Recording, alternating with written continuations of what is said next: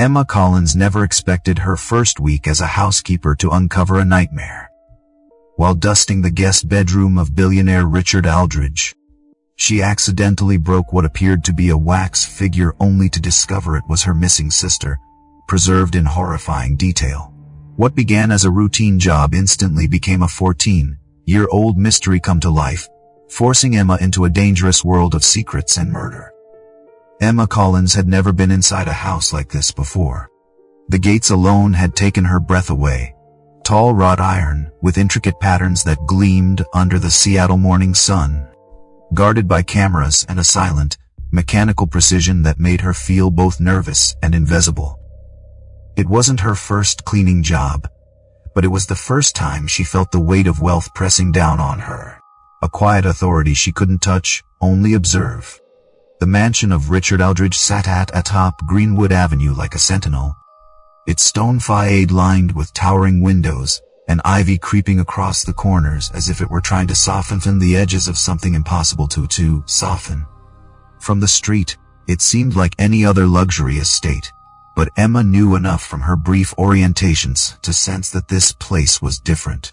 It smelled of polished wood, expensive perfumes that lingered like a warning, and a faint metallic tang she couldn't place. It was clean, too clean, unnervingly so, and the air carried a chill that had nothing to do with the spring morning outside. She had been hired through a temporary agency, one of those places that sent workers to properties where discretion was just as important as competence. Emma was aware of the whispers among her friends about Aldridge, reclusive, eccentric, rumored to collect oddities. The kind of man who could pay more in a week than she would see in a year. But she didn't care for gossip. She cared about her sister Leela. The thought of her was never far from her mind. A shadow that followed her from the apartment she shared with her daughter to the small grocery store she had taken to make ends meet.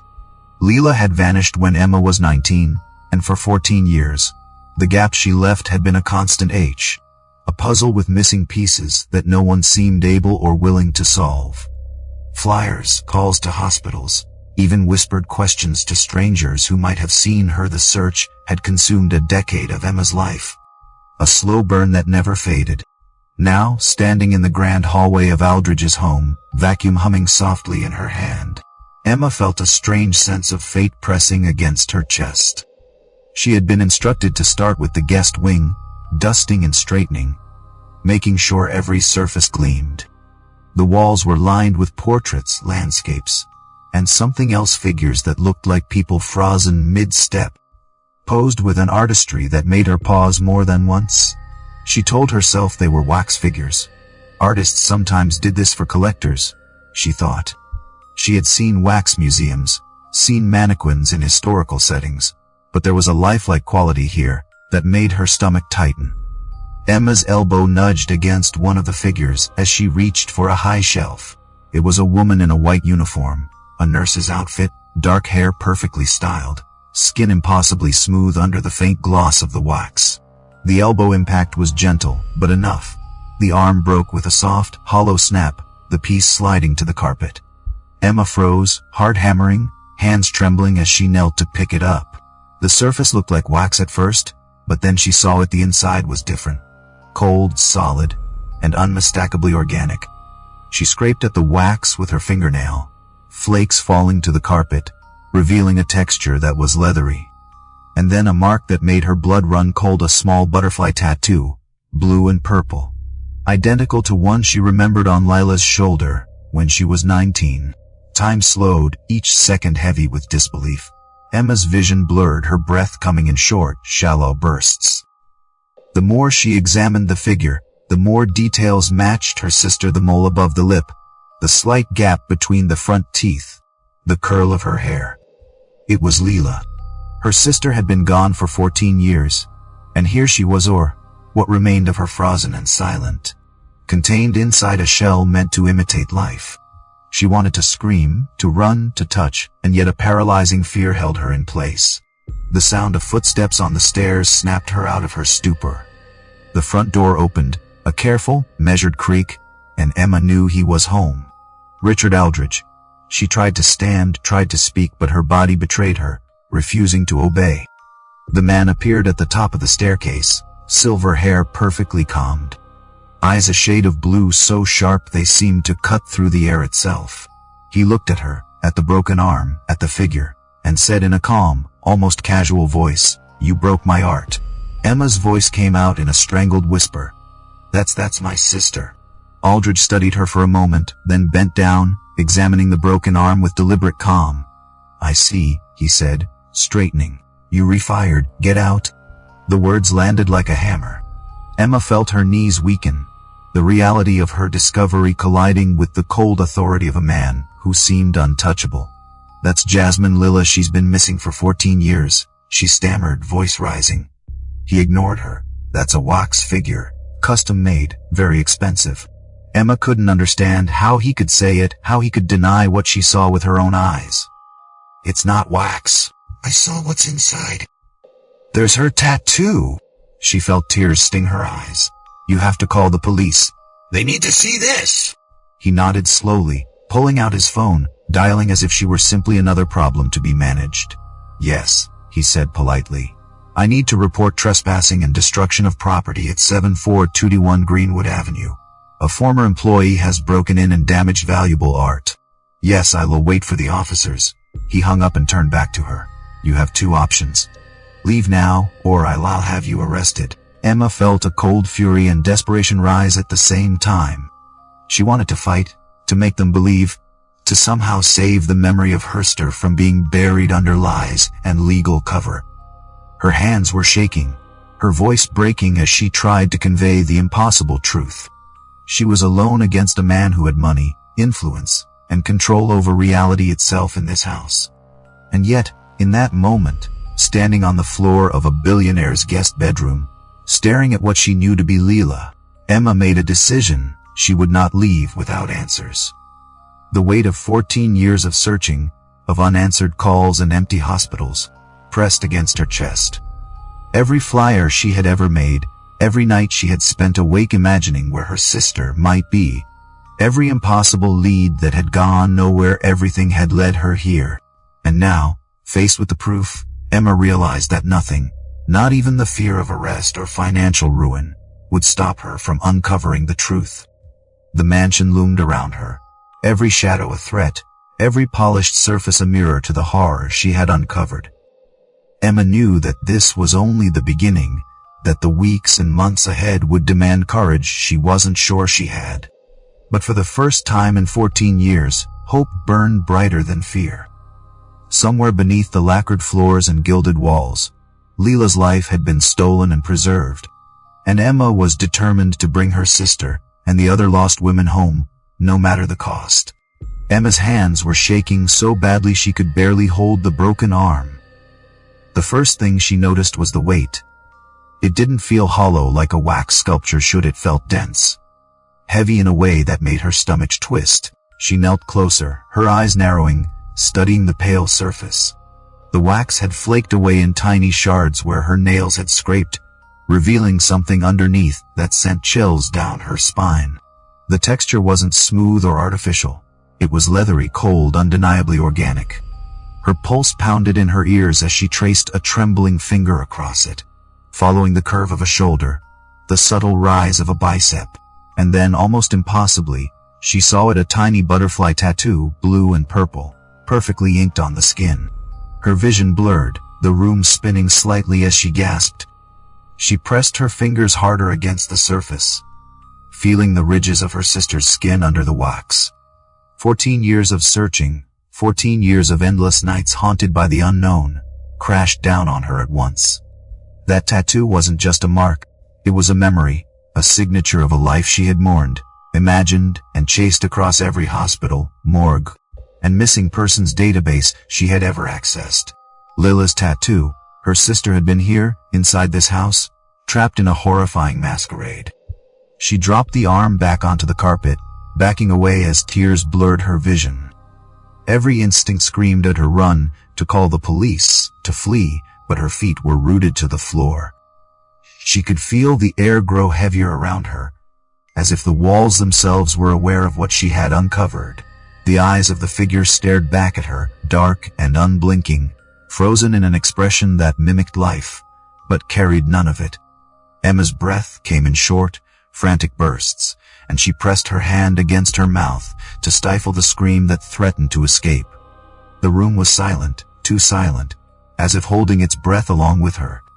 Every instinct in her body screamed that this was real, that this wasn't some elaborate waxwork. But she had nothing to prove it, yet nothing the world would accept without question. A creak from the staircase made her jump, and she realized the front door had opened. He was home, Richard Aldridge. She tried to stand, her knees trembling violently. Words caught somewhere between her chest and her throat. When he appeared at the top of the stairs, the calm precision of his posture made her feel smaller, insignificant, yet hyper-aware. Silver hair, expensive suit, blue eyes cold as ice. He moved down the steps slowly, each movement measured and deliberate, as if he had rehearsed this confrontation 1,000 times in his mind. His gaze swept over the broken arm, the figure, and then landed on her. "You broke my art," he said, voice smooth, almost amused. Emma's throat felt dry, raw from unched words. That's my sister," she whispered, barely audible. He tilted his head, examining her as if she were an insect caught in a jar. He bent down, picked up the broken arm, turning it slowly in his hands. "I see," he said, straightening again. "You ray-fired. Get out." The cold finality of his words cut her in half. She tried to argue, tried to tell him that this was Leela, that she had been missing for 14 years, but he ignored her, dismissing her with the calm authority of a man who could bend reality to his will. "That's a wax figure. Custom made. Very expensive. You destroyed it." His words were precise, surgical, leaving no room for her truth. Emma's body shook with rage, grief, and disbelief, a storm of emotion she couldn't contain.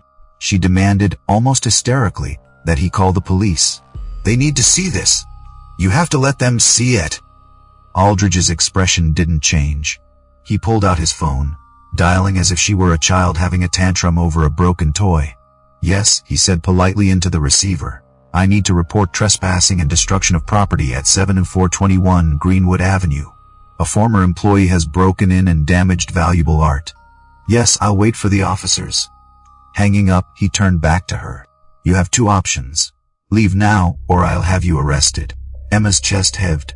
Fear, anger, grief, and disbelief collided inside her, threatening to crush her.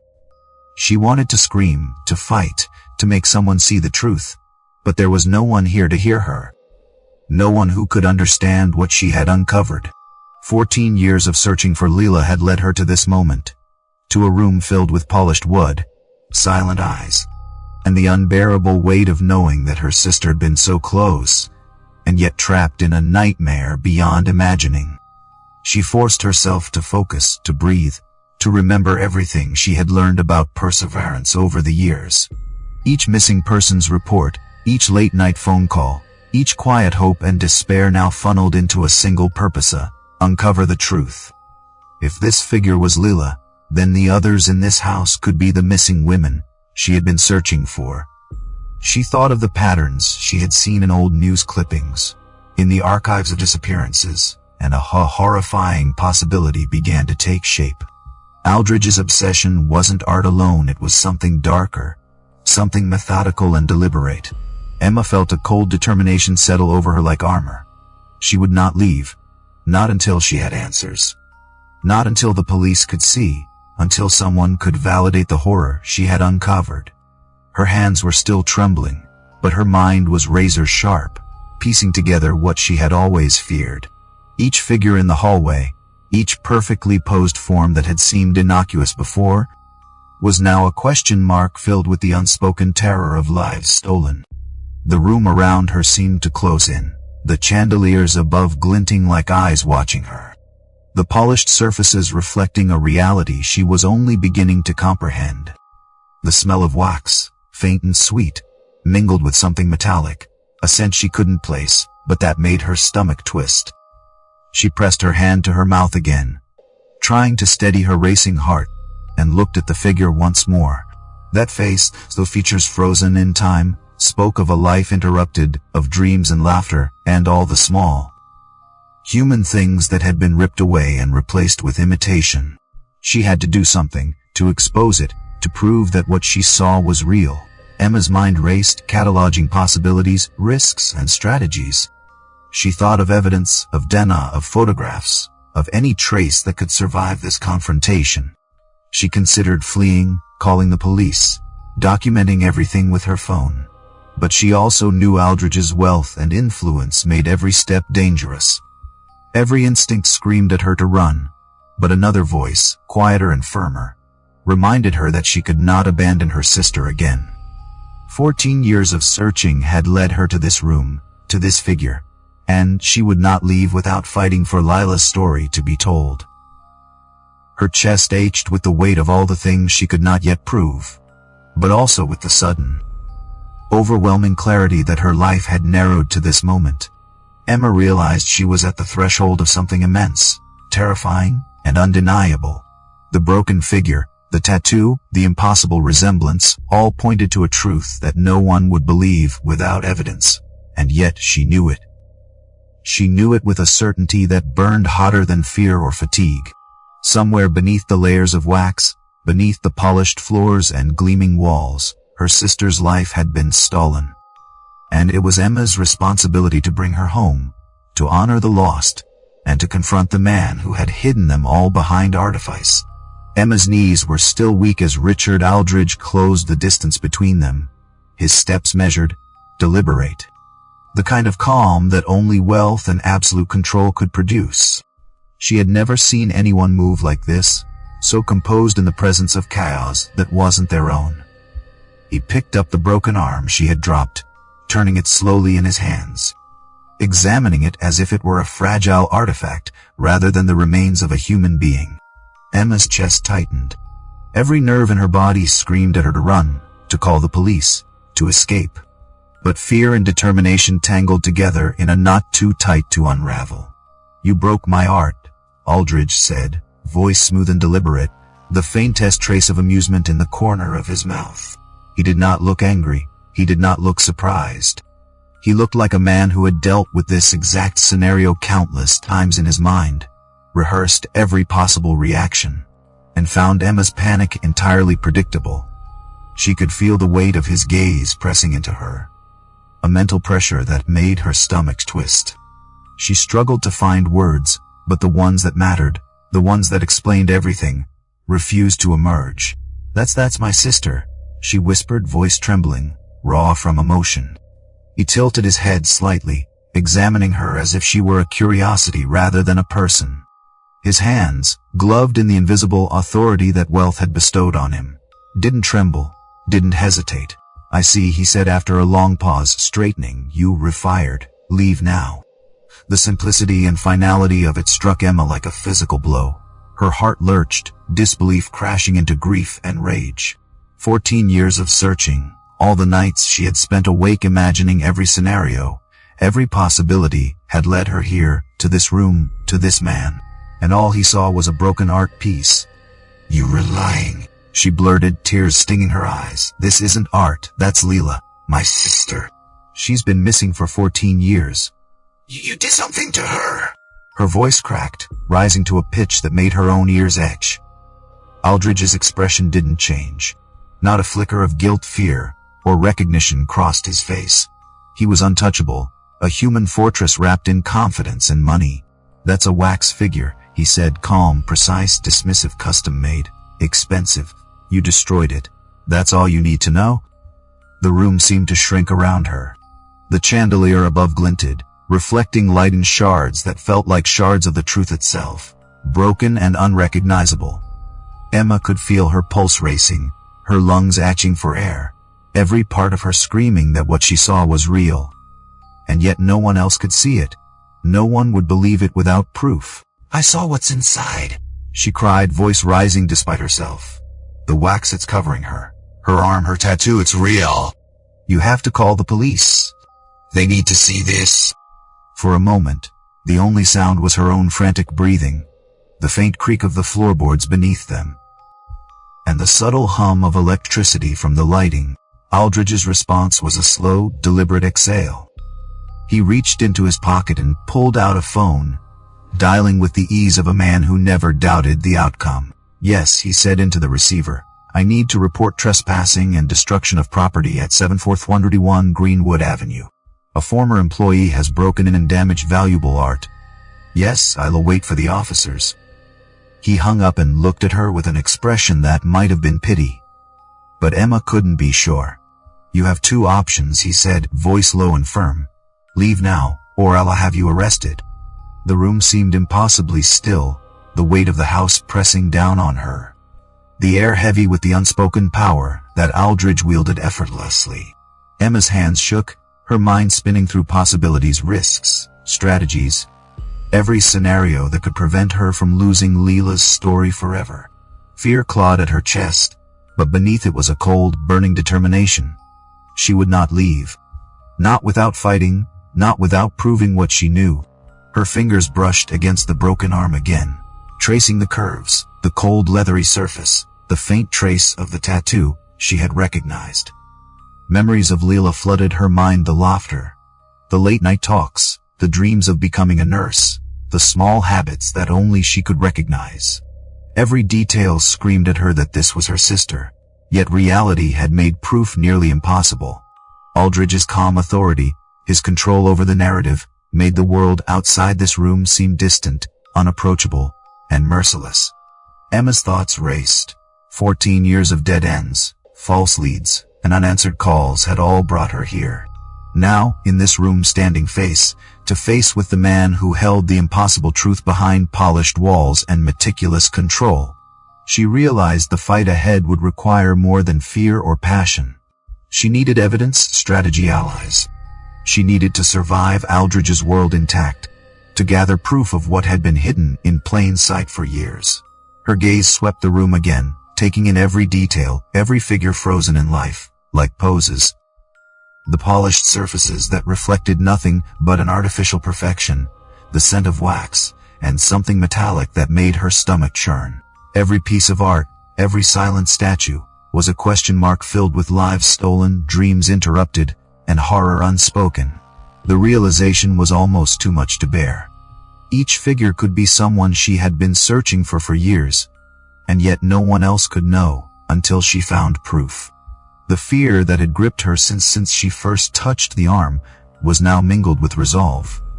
Emma knew that she could not run, could not abandon her mission, even against a man who could easily destroy her life with a single phone call, a single signature, or a courtroom battle. Aldridge's wealth and influence were like walls of steel around the truth.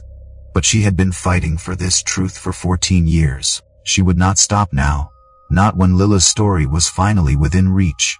Her thoughts sharpened, cataloging possibilities. Donna, photographs, witness accounts, any trace that could survive the confrontation with Aldridge. She knew he had anticipated resistance, and that he had probably rehearsed every reaction she could muster.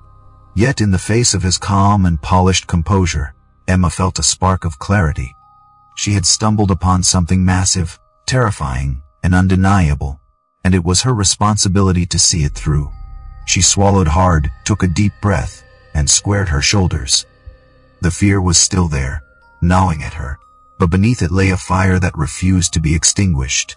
Every moment, every decision, every risk mattered now. Leila's life, and the lives of possibly dozens of others, depended on her courage, her resourcefulness, and her unwillingness to let the truth be buried beneath wealth and power. Emma knew that this confrontation was only the beginning, that the weeks ahead would test her beyond anything she had ever experienced. But she also knew one thing with certainty: she would not abandon the truth, and she would not abandon her sister. As Aldridge's eyes locked onto hers, assessing, calculating, judging, Emma realized that the power in this room had shifted. Not yet won, not yet proven, but the discovery had changed everything. She was no longer a passive observer in this mansion. She was a witness, a seeker, a force that would not be ignored. And somewhere deep inside, amidst the fear and grief, a single thought anchored her. She would bring Leila home, no matter what it took. Emma left the mansion feeling the weight of her own trembling body, her stomach a tight knot of dread and adrenaline. Every step down the polished driveway felt surreal, like walking through a dream she couldn't wake from. The early afternoon light hit the manicured lawns and perfectly trimmed hedges, and for a moment, she almost imagined the house behind her was just another opulent estate. Nothing sinister hiding within its walls. But the memory of the broken arm, the leathery texture beneath the wax, and the tiny butterfly tattoos seared into her mind with unbearable clarity. Leela had been there, her sister. 14 years of searching had led to this moment, and now all she had was a desperate need for someone to see the truth, to believe her before it was too late. The sirens in the distance seemed both promising and mocking. Emma's legs felt like they were made of lead, each step a struggle against her own body. She sat on the curb as the first 2 patrol cars pulled up, the lights spinning in slow, almost lazy circles, flashing red and blue over the quiet Seattle street. The officers approached cautiously, not knowing what they would find, and Emma's voice trembled as she tried to explain everything. "I found a body," she said, barely above a whisper, clutching the broken arm tightly in her hands. "It's my sister. She's been missing for 14 years, and she's in that house. In the wax figures. You have to see it." The first officer, a middle-aged man with a sunburned nose and a heavy badge hanging low on his chest, looked at her with a mixture of skepticism and concern. "Ma'am, you re-saying you found your sister in a wax figure?" His tone was gentle, but the incredulity in his eyes was clear. The second officer, younger, taller, with sharp features and a notebook in hand, leaned forward, glancing at the driveway and then back at Emma. "Do you have any proof?" he asked. Emma shook her head violently, tears spilling down her cheeks. "I broke it by accident, I swear. But I saw the inside, it's real DNA tattoo, she's there."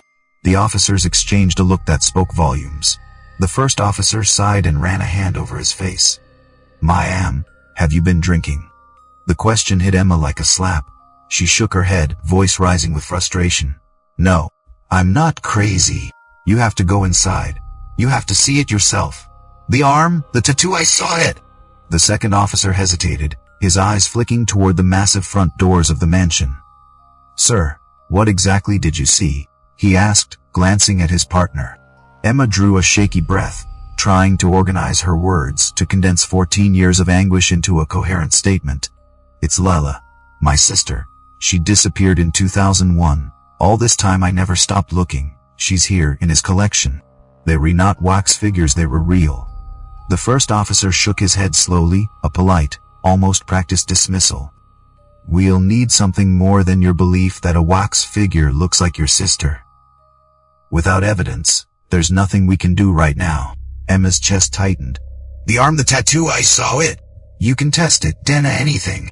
You have to." The words stumbled out of her mouth, raw and urgent. "J.R. Aldridge repaired it before you got here. The proof is gone."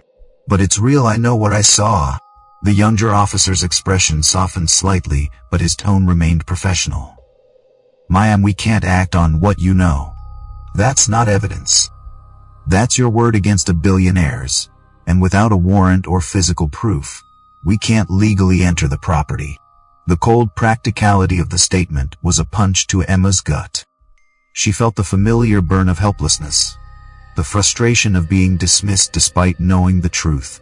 14 years of searching, every lead, every dead end, all led to this moment, and still, the system treated her like a hysterical woman imagining ghosts. Her hands were shaking violently now, clutching at her bag, at her phone, at anything she could hold on to. "You have to believe me!" "I'm not lying. I've been searching for 14 years. There are other women missing, just like my sister. They could be here too." The officers exchanged another glance, the first one's lips pressed into a thin line. "Ma'am, that's a serious accusation. If you want us to investigate, you need hard evidence, names, dates, documentation. Otherwise, we can't risk making false claims against someone." Emma's heart sank. Evidence. She had none left, only memories, and the lingering image of her sister's face, frozen in the figure. She thought of the other figures she had glimpsed in the mansion, the ones lining the hallways, posed in lifelike gestures that now seemed sinister, each one a silent witness to crimes no one had acknowledged. She thought of the missing women whose names and faces she had memorized over the years. The countless nights she had stared at old newspapers, at online databases, at police bulletins, searching for connections no one else had seen. Every piece of data, every fragment of hope she had collected was now trapped in her mind, inaccessible to the officers who needed tangible proof to act. Emma's voice trembled as she tried again, a whisper and a plea all at once. Please just go inside. Look at the figures. Scrape the wax. You will see. You have to trust me. I wouldn't be here if I wasn't certain. The younger officer glanced at the mansion, then back at her, his eyes reflecting a mixture of skepticism and sympathy. We can't enter without a warrant, he said softly. Even if what you say is true, you don't have the authority to drag us into someone's private home. Legally, it's trespassing. The word hit her like a hammer. Trespassing. The fear of arrest, of being branded a liar or a criminal, collided with the urgency of rescuing her sister. Emma's tears blurred her vision, her hands clenched into fists. I don't care about trespassing, she shouted. I've spent 14 years looking for her. She's here! You have to see it. You have to believe me! Her voice echoed down the quiet street, carried off by the wind, unanswered. The older officer crouched slightly, trying to meet her gaze with patience. Ma'am, we understand your pain. We understand that you believe this to be your sister. But you need evidence. Without it, we can't act. You need to find something we can use in court, something that proves what you're reclaiming. Otherwise, there's nothing we can do. The finality of his words made Emma feel as if the ground had been pulled out from under her. She sat there, trembling, tears streaking her face, staring at the mansion that loomed behind the gates, knowing the truth was inside and yet unreachable. Every plan she had, every instinct, every ounce of courage now had to be stretched beyond her limits. She knew she could not wait for the police to magically believe her. If she wanted justice, if she wanted Leela, she would have to find another way. She had to collect evidence herself, to connect the dots, to bring the truth into the light before it was buried forever by wealth, influence, and carefully constructed lies. For hours, Emma remained on the curb, her mind racing with strategies, names of missing women, and the patterns she had begun to see in her research. She thought of the families she had not yet contacted, of the old reports, the missing persons files, the photos she had stored in boxes at home. The knowledge of what lay inside the mansion was unbearable, yet it fueled a determination stronger than any fear. She had found Lila. Now she had to prove it not just for herself, but for every woman who might have been taken and preserved like a lifeless sculpture, for every family left without answers. As the sun dipped lower in the sky, casting long shadows across the driveway, Emma made a silent vow. She would not leave the truth hidden. She would not allow wealth or influence to silence her. She would gather the evidence, she would find allies, and she would force the world to see what she had seen. For Leela, for the missing, for herself. The battle had only just begun, and Emma was ready to fight, even if the odds were impossible, even if the world refused to believe her. Emma couldn't sleep that night. The image of her sister's face, frozen in wax yet terrifyingly real, kept her eyes wide, staring at the ceiling of her small apartment. Every time she closed her eyes, she saw the delicate butterfly tattoo, the slight gap in Lila's teeth, the curl of her dark hair, perfectly replicated in the figure. The quiet of the room pressed down on her. The hum of the refrigerator and the faint sounds of cars outside acting as a cruel reminder that the world continued as if nothing had happened. She felt small, helpless, but beneath that helplessness burned a determination she had never felt so acutely. Lila had been there. Alive in the sense of her existence preserved, and Emma knew she couldn't let the discovery be ignored. The first step, she realized, was to understand the scope of the mansion. She had only seen glimpses of the hallways, the figures in the guest wing, and the careful positioning of each piece of art. Now she began to piece together in her mind a rough map of the house, noting rooms that seemed to contain these lifelike forms, corridors lined with portraits and statues, each more unnervingly realistic than the last. The realization hit her. If one figure could contain Lila, how many others might be trapped here? Every corner she had glimpsed hinted at a collection that was far larger, far more methodical than she had imagined. Emma knew she had to start documenting. She dug through her memory, recalling the faces she had seen in the hallway as she moved through the mansion that day. One woman in a red dress, her skin dark, her cheekbones high. Another, seated in a Victorian gown, delicate hands folded in her lap. Yet another reading a book in a corner, a soft expression on her face. Emma began to note details, the positions of the figures, the outfits, the expressions, every detail that seemed to have been chosen with care. Each one was like a photograph of life frozen in time, and yet beneath the wax, she now suspected, lay the truth. For hours, she cross-referenced each image she remembered with missing persons reports she had accumulated over the years.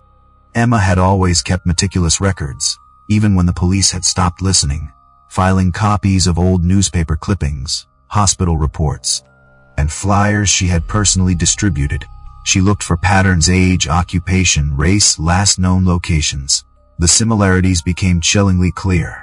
Young women, often nursing students or early career medical professionals, vanished from Seattle over the past 2 decades. Dark hair, warm skin tones, mid-20s, disappearing without explanation. Her heart raced with each connection she identified. It wasn't enough to match appearances, though. She needed more. Emma thought of every tool at her disposal: photographs, witness statements, online archives, social media. She began compiling images, screenshots, scans of newspaper articles, anything that could be used to establish a pattern. The mansion had not been a random collection, it was deliberate, precise, and methodical. Every figure she remembered seemed to have a real-world counterpart, someone whose disappearance had been mourned quietly, their lives left as gaps in the fabric of the city. Emma realized she was not just piecing together a map of the mansion, but also creating a tapestry of lost lives. Each figure she documented represented someone who had been loved, who had dreamed of something greater, who had been abruptly stolen from the world. She felt a tight knot of anger and grief, a mix of emotions she couldn't separate. But the anger fueled her, pushing her to continue cataloging and cross-referencing, to ensure that the connections she saw were not dismissed as coincidence. In her apartment, she spread out her evidence across the small kitchen table, papers and photos overlapping, notes scribbled in the margins.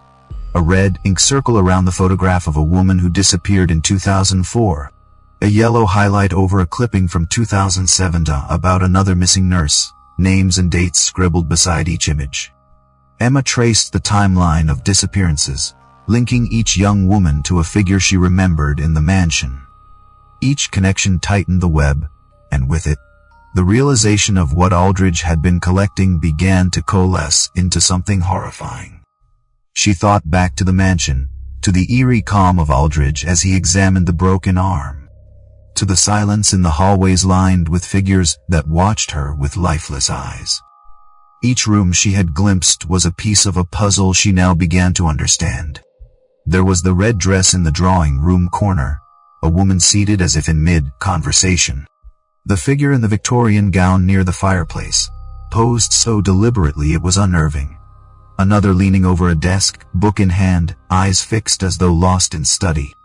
Emma recalled the subtle details, the way Aldridge had chosen to position hands, the careful styling of hair, the lifelike nuances of skin tone. All of it screamed of preparation, of a collection designed to imitate life so perfectly that no one would question it. She began documenting with more rigor, creating spreadsheets with columns for names, ages, last known locations, physical descriptions, and corresponding figure descriptions. The process was painstaking, every entry a reminder of a life interrupted, a family left in the dark. She reached out cautiously to the families she could find, beginning with those she recognized most clearly in her mental catalog. Not all responded, some were understandably wary or skeptical, but a few answered, their voices trembling as she described what she had seen. One mother gasped over the phone, recalling her daughter's features in detail, confirming suspicions Emma had pieced together from memory. Night after night, she pored over records, making sure no detail was overlooked.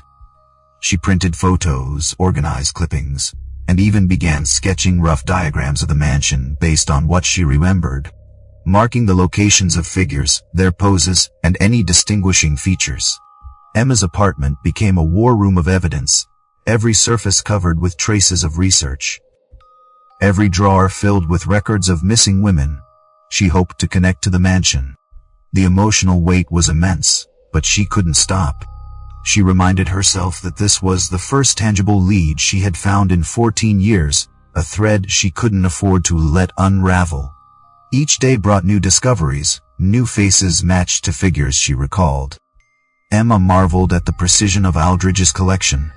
The way each figure seemed to mirror life exactly. It was grotesque in its artistry, terrifying in its intent.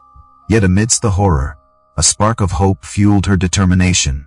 If she could document enough evidence, if she could connect these figures to actual missing women with certainty, she might finally bring justice to those who had been lost. And to her sister, Leela. Her work was methodical, obsessive, and exhausting, but Emma refused to let fatigue stop her. She double-checked every detail, reached out to more families, cross-referenced timelines, and mapped the disappearances alongside the mansion's layout. She documented patterns in occupations, noting the prevalence of nursing students, young medical professionals, and those associated with healthcare institutions. Each discovery reinforced the terrible pattern, transforming her fear into resolve. The mansion was no longer just a setting, it was a repository of lives stolen, a silent testament to a man's twisted obsession. By the end of weeks, Emma had created a detailed dossier, a compilation of evidence that linked multiple missing women to the mansion, each figure corresponding disturbingly to a real person. She had photographs, timelines, family statements, and sketches of the house, all pointing to a single, horrifying truth. The weight of it was crushing, but the clarity of purpose was undeniable. She now knew what she had to do. She had to bring this evidence to the authorities in a way that could not be dismissed. Emma sat back, exhausted, staring at the sprawling documents before her. The mansion, the figures, Aldridge himself, all of it coalesced into a vision of horror she could not unsee. But alongside that horror was a sliver of hope.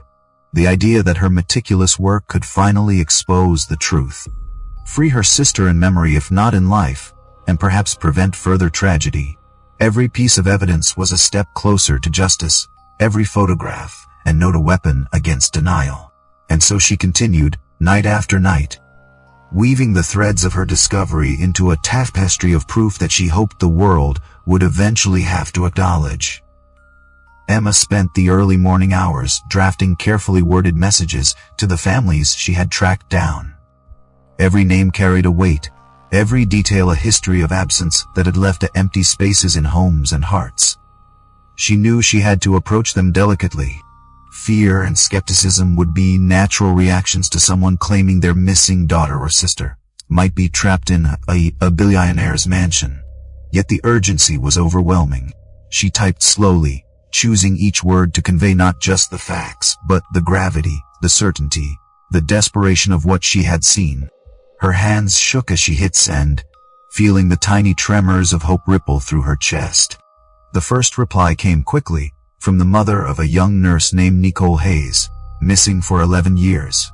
Her response was cautious, polite, and tinged with disbelief. Emma explained the details, the lifelike figures, the red dress she remembered, the uncanny resemblance to photographs she had seen in missing persons files. She included what little proof she had: sketches, notes, and screenshots of online archives. The woman's reply was short, a shaky acknowledgement that she recognized the face, the scar on Nicole's forehead matching the photograph Emma had provided. There was silence for a moment, then an email that read, "I think that is my daughter. I will go to the police with you." Emma exhaled slowly, a mix of relief and apprehension coursing through her. One family willing to step forward could make all the difference.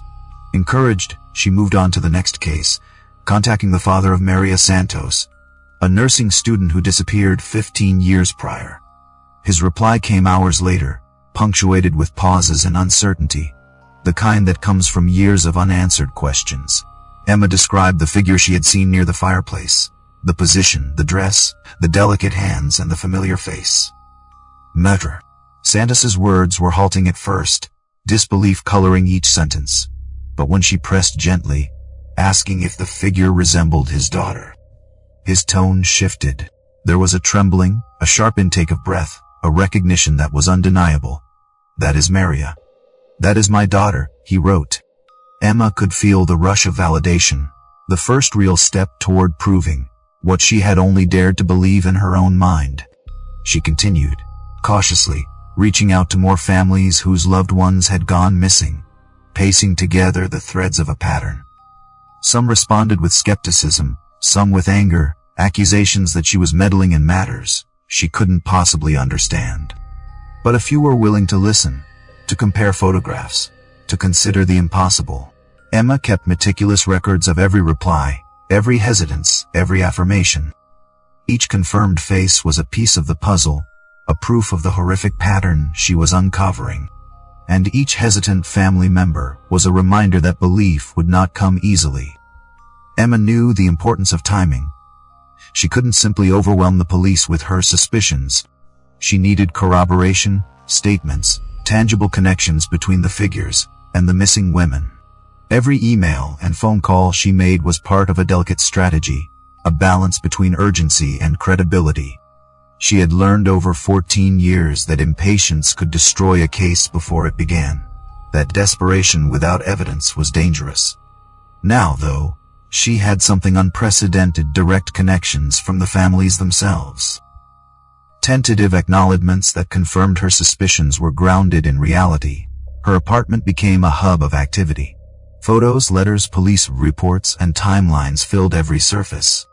She printed images of the figures in the mansion alongside photos of the missing women, noting details: the slope of a cheekbone, the curve of a smile, the position of a hand. Every similarity was meticulously cataloged, annotated, highlighted. Emma found herself working late into the night, fueled by adrenaline and grief, unable to stop even as exhaustion pressed down like a physical weight. For some families, the process was painful. She spoke to mothers who had given up hope, fathers who had spent years trying to piece together their daughters' lives from scraps of information. Each conversation reminded her of the stakes. These were not just missing persons. They were lives interrupted, dreams stolen, families shattered. Emma felt the weight of their grief pressing down on her, and yet it steeled her resolve. She could not fail them. She could not let Leela's discovery remain unchallenged, uninvestigated. Every piece of evidence she gathered, every acknowledgement from a family, was a step toward justice, toward truth, toward closure for all of them. Emma also realized she had to be strategic. She began preparing binders for each confirmed case, compiling statements, photographs, and her sketches, creating a dossier that could be presented to the authorities. She numbered the documents, annotated timelines, and cross-referenced every detail. The level of detail was necessary. She knew the police, the FBI, and anyone involved in the investigation would need incontrovertible connections to act. Anything less, and Aldridge's wealth, influence, and meticulous reputation could bury the truth before it saw the light of day. By the end of the first week, Emma had built a preliminary network of families willing to talk, documents ready to submit, and a strategy to present her case without appearing delusional or vindictive. She reviewed every email, every photograph, every sketch, making sure she had prepared for questions, doubts, and disbelief. Her heart still ached for the lives lost, for the absence that had marked her own family for 14 years. But she felt a flicker of hope that the pieces were beginning to align. The weight of secrecy also pressed down on her. She had to be careful, cautious in her communications, aware that Aldridge had resources she couldn't imagine. Any misstep could jeopardize the fragile progress she had made, could put her daughter in danger. She double-checked encryption for emails, avoided sharing sensitive information online, and made sure each family understood the importance of discretion. The balance between urgency and safety was delicate, and Emma felt the strain in every sleepless night and trembling hand. Amidst all the planning and preparation, Emma's thoughts constantly returned to Leela. Every face she confirmed, every mother or father who recognized their child in the sketches she provided, strengthened her resolve. The terror she had felt in the mansion transformed into a methodical determination. She was no longer simply searching. She was building a case, assembling proof that would demand recognition from authorities who had previously ignored her. The memory of Leela's face, of the broken arm and the butterfly tattoo, fueled a precision she had never known she could wield. Each call, each message, each response from a family added weight to her growing dossier. Emma began to see the enormity of what she had stumbled upon. Aldridge's mansion was not just a collection, it was a repository of lives stolen, and she had become the first person in years with enough insight, determination, and evidence to expose it. The hours blurred together as she mapped patterns, confirmed faces, and compiled details, the cumulative effort forming a web of connections that left her exhausted yet resolute. By the time the weekend arrived, Emma had compiled a massive binder of statements, photographs, timelines, and sketches. She spread it all across her kitchen table, staring down at the evidence she had gathered. The faces of missing women staring back at her from printed photographs and annotated notes. The magnitude of what she had accomplished was staggering, but the danger was real. Each connection she had made increased the risk of retaliation from Aldridge. Yet it also increased the possibility that the truth would finally be acknowledged. Emma breathed deeply, feeling the tension in her shoulders and the ache in her back. But beneath it all was a fire she could not extinguish. She knew the next step was crucial. She would need to present her findings to authorities, to show that the patterns she had uncovered were more than coincidence, that the faces in Aldridge's mansion corresponded to real women who had vanished over decades. Each family's statement, each confirmed detail, was a lifeline, a way to transform horror into proof, disbelief into action. Emma realized that this was the moment where her 14-year journey converged with the future of justice, the lives of countless women, and the memory of her sister. Sitting back in her chair, she stared at the stack of documents, the photos, the meticulous notes she had spent hours compiling. There was fear, yes, but it was mingled with a newfound clarity. She had the evidence. She had the witnesses. She had the determination. And for the first time since finding Lila, she felt that hope, fragile, cautious, but undeniable, that she might finally be able to bring the truth to light. And with it, a measure of justice for the women who had been silenced for far too long. The phone call came late in the evening, just as Emma was stacking the last of her notes and photographs into a binder. The number was unfamiliar, a crisp, authoritative voice that made her stomach twist before she even answered. "Ms. Collins," the voice asked. "This is Jonathan Pierce. I represent Mr. Richard Aldridge." Emma's pulse spiked. She had anticipated confrontation, but the calm, clinical tone sent a shiver through her. Pierce didn't waste words on pleasantries. His first sentence made her heart drop. "Your actions constitute harassment, breach of contract, and violation of a non-disclosure agreement you signed when employed by Mr. Aldridge." Emma's mind raced.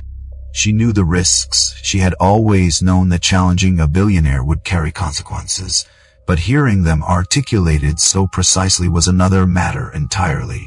"I'm not harassing anyone," she said, her voice shaking despite her effort to remain composed. "I'm trying to find the truth about missing women, including my sister. I have evidence. Families have confirmed identities. I'm just asking for the police to investigate." Pierce's response was polite, but razor-sharp. "Ms. Collins, whether or not you believe in your findings, your communications with families and the media are a direct violation of the ANDA. You agreed to confidentiality about Mr. Aldridge's property and collection. Your statements could cause financial harm and legal exposure. You are to cease all contact immediately, or we will pursue civil action and a restraining order." Emma felt a cold wave of panic wash over her, her fingers gripping the edge of the table until her knuckles turned white. Her thoughts swirled.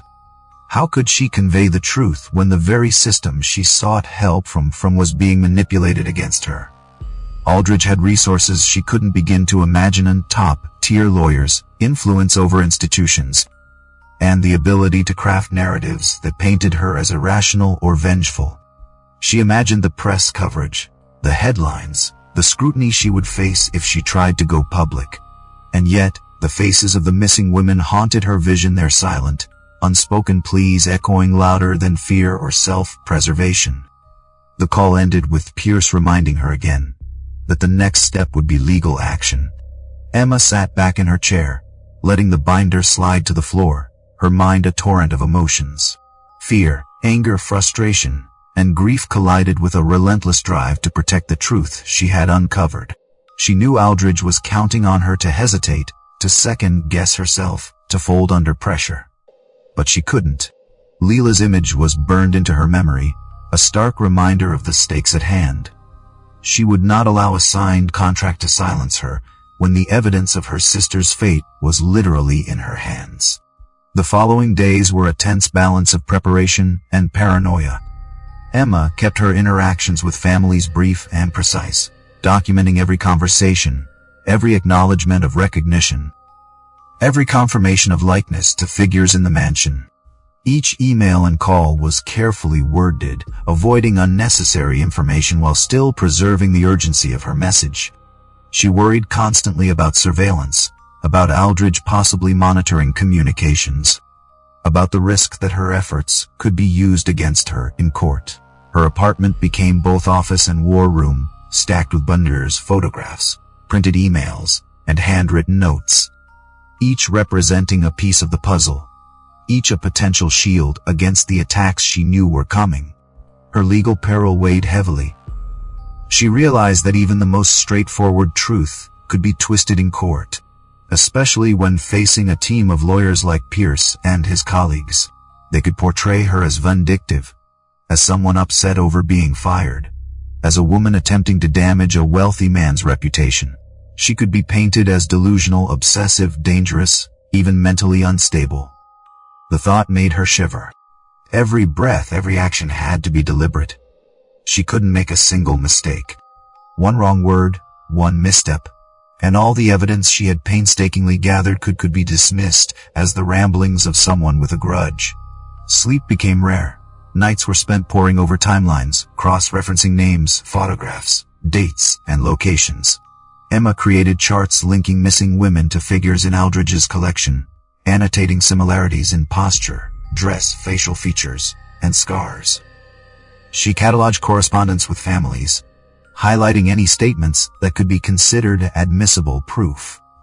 Every confirmation from a family member was both a relief and a burden, a reminder that the truth was real, but that she was alone in trying to bring it forward.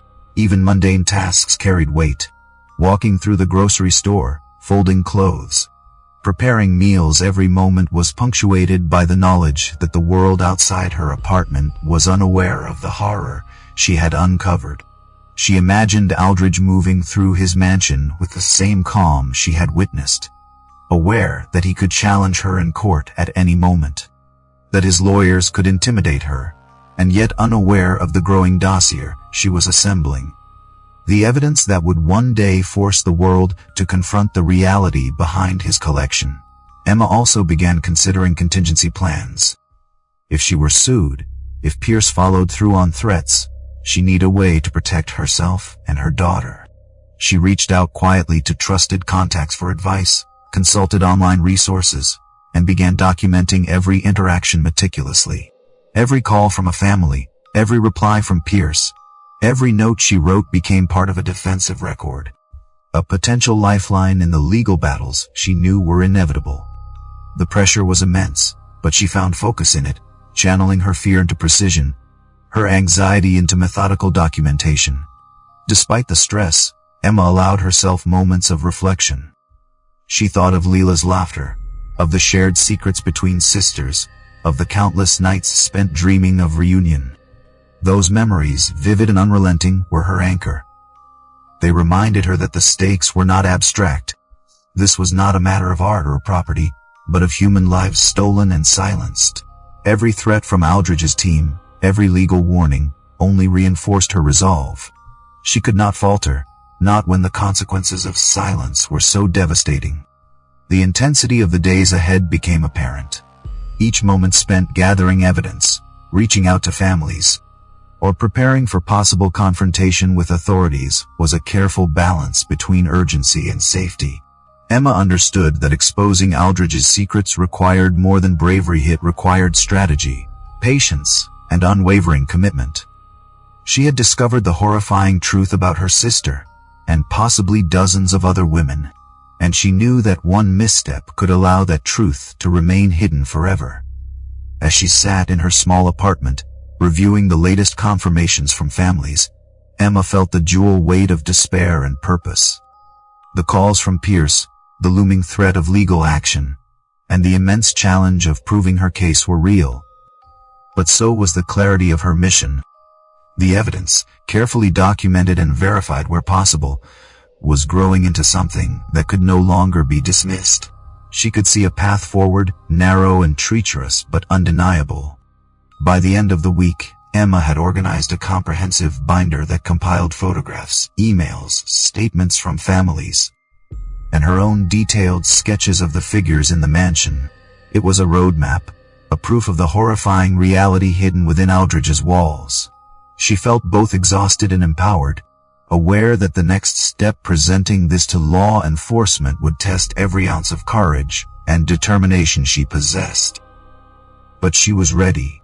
The threats from Pierce and Aldridge, the fear of financial ruin, the isolation she felt they could not, and would not, stop her. The truth was in her hands, and she would see it revealed, no matter the cost. Emma woke before dawn, the city still wrapped in the gray, blue hush of early morning. Her small apartment smelled faintly of coffee and paper. The stacks of photographs and notes she had been compiling for weeks surrounding her like silent witnesses. She had spent every waking hour organizing evidence, cross-referencing timelines, and confirming faces with families. And now the moment had come to turn her private investigation into something official. She had to get the authorities to believe her, to act, to confront the reality hidden in Aldridge's mansion before it slipped away again. Every piece of documentation, every family statement, every sketch of a figure in the mansion had to be precise, compelling, undeniable. The first call was to Detective Sarah Morrison, a woman Emma had spoken to in passing about Lila's disappearance years ago. She knew that Morrison had been sympathetic, even if bureaucratic inertia and skepticism had stalled any real action at the time. Emma's hands shook as she dialed, clutching a folder heavy with evidence. "Detective Morrison," she said when the line connected, her voice steadying with resolve. "I've compiled everything: photographs, timelines, family statements. You need to see this. I believe the missing women from Seattle are in Richard Aldridge's house, and the evidence is here." There was a pause on the other end, long enough for Emma to feel panic gnawing at her stomach. Then Morrison's voice, cautious but attentive, came through. "Mies, you say you have proof connecting Aldridge to missing women?" Emma exhaled, forcing clarity into her voice. "Yes. I have names, photographs, sketches of the mansion's layout, timelines of disappearances, statements from families confirming likenesses. It's circumstantial but compelling, and I fear waiting could allow evidence to be destroyed." Morrison agreed to meet. Emma spent the hours leading up to their appointment double, checking everything. She printed updated timelines, highlighted crucial patterns, and ensured that photographs of the mansion's figures were annotated with corresponding missing persons details. She had mapped the mansion from memory, indicating rooms, furniture placement, and figure positions. Each observation meticulously cross-referenced with years of missing persons records. The weight of responsibility pressed on her. But beneath it was the determination that had driven her for 14 years, the refusal to let her sister, and the others, remain lost. At the police station, Emma laid out the binder before Morrison and another detective, James Riley, a homicide specialist brought in to consult on cold cases. They flipped through the pages carefully, the quiet punctuated by the occasional murmured question or note taking. Emma watched, her pulse hammering, as the reality she had lived with in her mind for weeks began to crystallize in the eyes of law enforcement. She showed photographs side by side, one of a missing woman, another of a figure in the mansion, highlighting identical features, scars, posture, and dress. She presented family statements, noting the hesitant acknowledgement from mothers and fathers, the confirmation of distinguishing marks that only someone who had known these women intimately would recognize. Detective Riley raised a brow at one photograph, the woman in a red dress, seated near a fireplace. "You're saying this figure corresponds to a missing woman from 2004. Emma nodded, her hands steady despite the tremor of fear. "Nicole Hayes. She disappeared from West Seattle." Her mother confirmed the resemblance. "That scar on her forehead is exactly the one she described from a childhood accident. There are 4 more in this folder with similar confirmations." I've mapped the mansion from memory, showing positions of each figure relative to the rooms. It's methodical, deliberate. Aldridge didn't just collect art, he collected lives. Morrison leaned back, her eyes scanning the binder with growing intensity. "This is substantial," she said carefully, her tone acknowledging the gravity without overcommitting. Emma pressed on, presenting timelines showing clusters of disappearances coinciding with figures presumed at acquisition dates. She explained the recurring pattern of young women, often in medical fields, disappearing over a 20-year span in Seattle, and how each figure seemed to correspond to an actual person. "I can provide family contacts for testimony," she said. "They were willing to confirm identities if necessary." There was a long silence, the detectives exchanging a glance. Emma's heart pounded in her ears.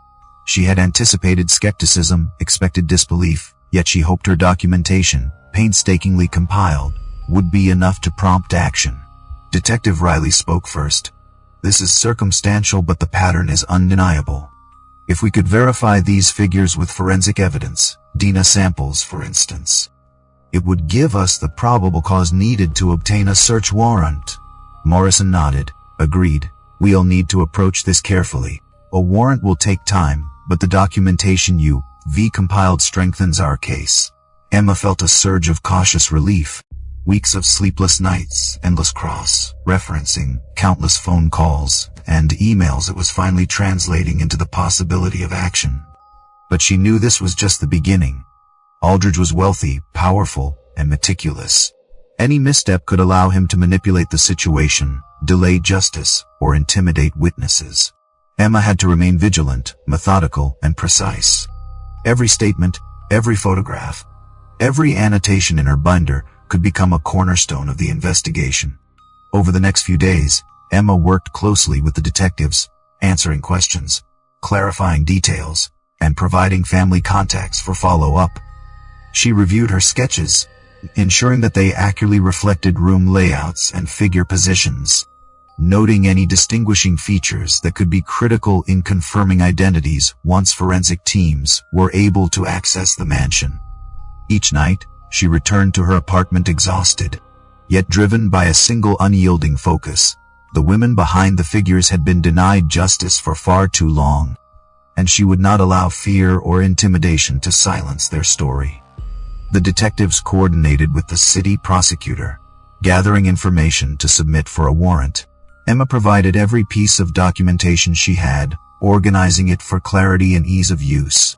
She accompanied them to meetings, answering questions in real time, providing context for the timelines, and helping articulate the pattern of disappearances in a way that made the connections unmistakable.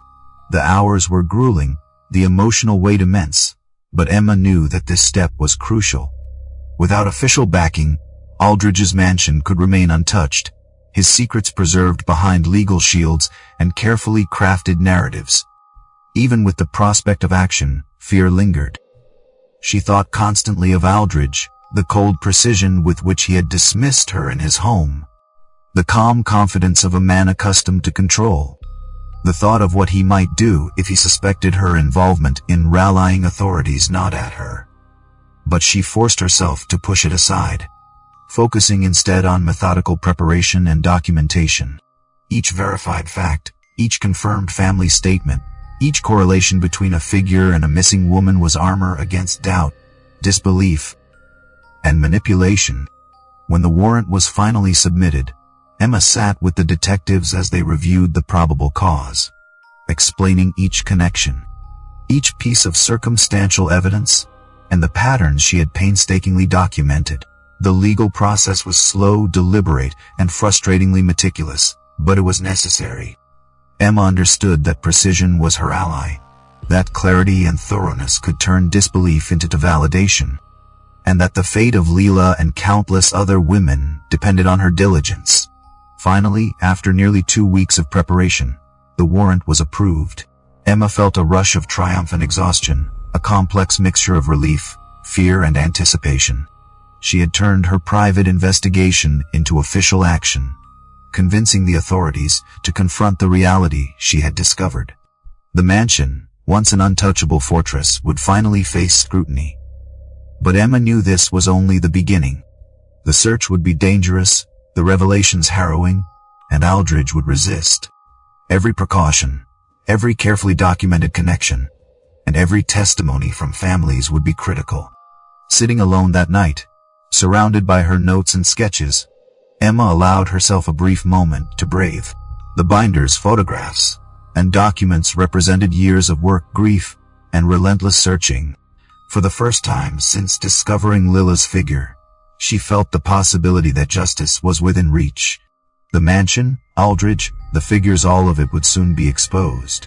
She closed her eyes, envisioning the women, finally recognized, finally acknowledged, and felt the faintest glimmer of hope that after 14 years, the truth would finally emerge. The day the DNA results arrived, Emma felt as though she were suspended in time. Her apartment, normally cluttered with binders, photographs, and stacks of notes, seemed impossibly quiet. She sat at the kitchen table, hands clasped tightly, knuckles white, staring at her phone as if the device itself held the power to validate 14 years of searching, grief, and obsession. Every morning, every sleepless night, every painstaking sketch and cross-reference she had ever made had led to this moment. She knew the results would change everything, or so she hoped. When Detective Sarah Morrison's name appeared on the screen, Emma's heart jumped. She answered immediately, voice trembling but controlled. "Miss Collins, we have the results," Morrison said. There was a pause, a weight in her tone that made Emma's stomach twist. "All 17 figures, every one tested positive for human DNA. They are real." Emma's breath caught, the words hovering in the air, impossibly heavy and terrifyingly real. She couldn't speak at first, tears welling and blurring her vision. Human bodies. Preserved, hidden, and meticulously posed in a billionaire's home. The reality of the horror she had suspected but could scarcely imagine pressed down on her like a physical force. Morrison continued, her voice steady but careful. "We've identified 5 of the 17 victims so far through DNA matching with missing persons databases. Jasmine, your sister, is confirmed. I'm so sorry for your loss." Emma's hands shook violently, the binder she had used to organize evidence sliding from the table to the floor. She barely registered it. Lila, her sister. After 14 years of searching, of hoping and praying, she had found her. She was sobbing now, uncontrollable and raw, grief mixed with relief, anger, and disbelief. For a moment, Emma simply let herself feel the weight of the years, the empty nights, the unanswered calls. The families she had comforted and reached out to, the frustration of not being believed. All of it collided in a storm of emotion that left her gasping for air. Morrison's voice returned, gentle and deliberate. "We were proceeding to arrest Richard Aldridge today. You did everything right by bringing this to our attention. The investigation and DNA verification were critical." Emma could barely comprehend the words. Aldridge, the man who had seemed untouchable, whose wealth and influence had loomed over her like a shadow, was about to face the consequences of years of meticulously concealed crimes. Over the next hours, the logistics of the arrest and forensic examination unfolded around her. Morrison explained that the team would need to document the mansion, photograph each figure, and carefully collect samples without destroying evidence. Emma felt a mixture of dread and anticipation. She knew the figures represented not just her sister, but potentially dozens of other missing women, each one a life frozen in wax. Each one a thread that connected Aldridge to unspeakable crimes. She imagined the mansion's grand halls, the polished wood floors, the lifelike figures poised like statues, and a chill ran down her spine. As the forensic team began the detailed work, Emma coordinated with Morrison to ensure that every connection she had documented was cross-referenced, that family statements were included in the investigation, and that nothing was overlooked. She walked with Morrison and the officers through the preliminary floor plans she had sketched, pointing out rooms, figure locations, and distinguishing features she had memorized from her initial discovery. Every detail mattered, every observation could be critical in establishing the scope of Aldridge's crimes. The hours stretched into a tense blur. Photographers and forensic specialists moved through the mansion with meticulous care. Each figure documented from multiple angles, each arm, hand, and face carefully inspected.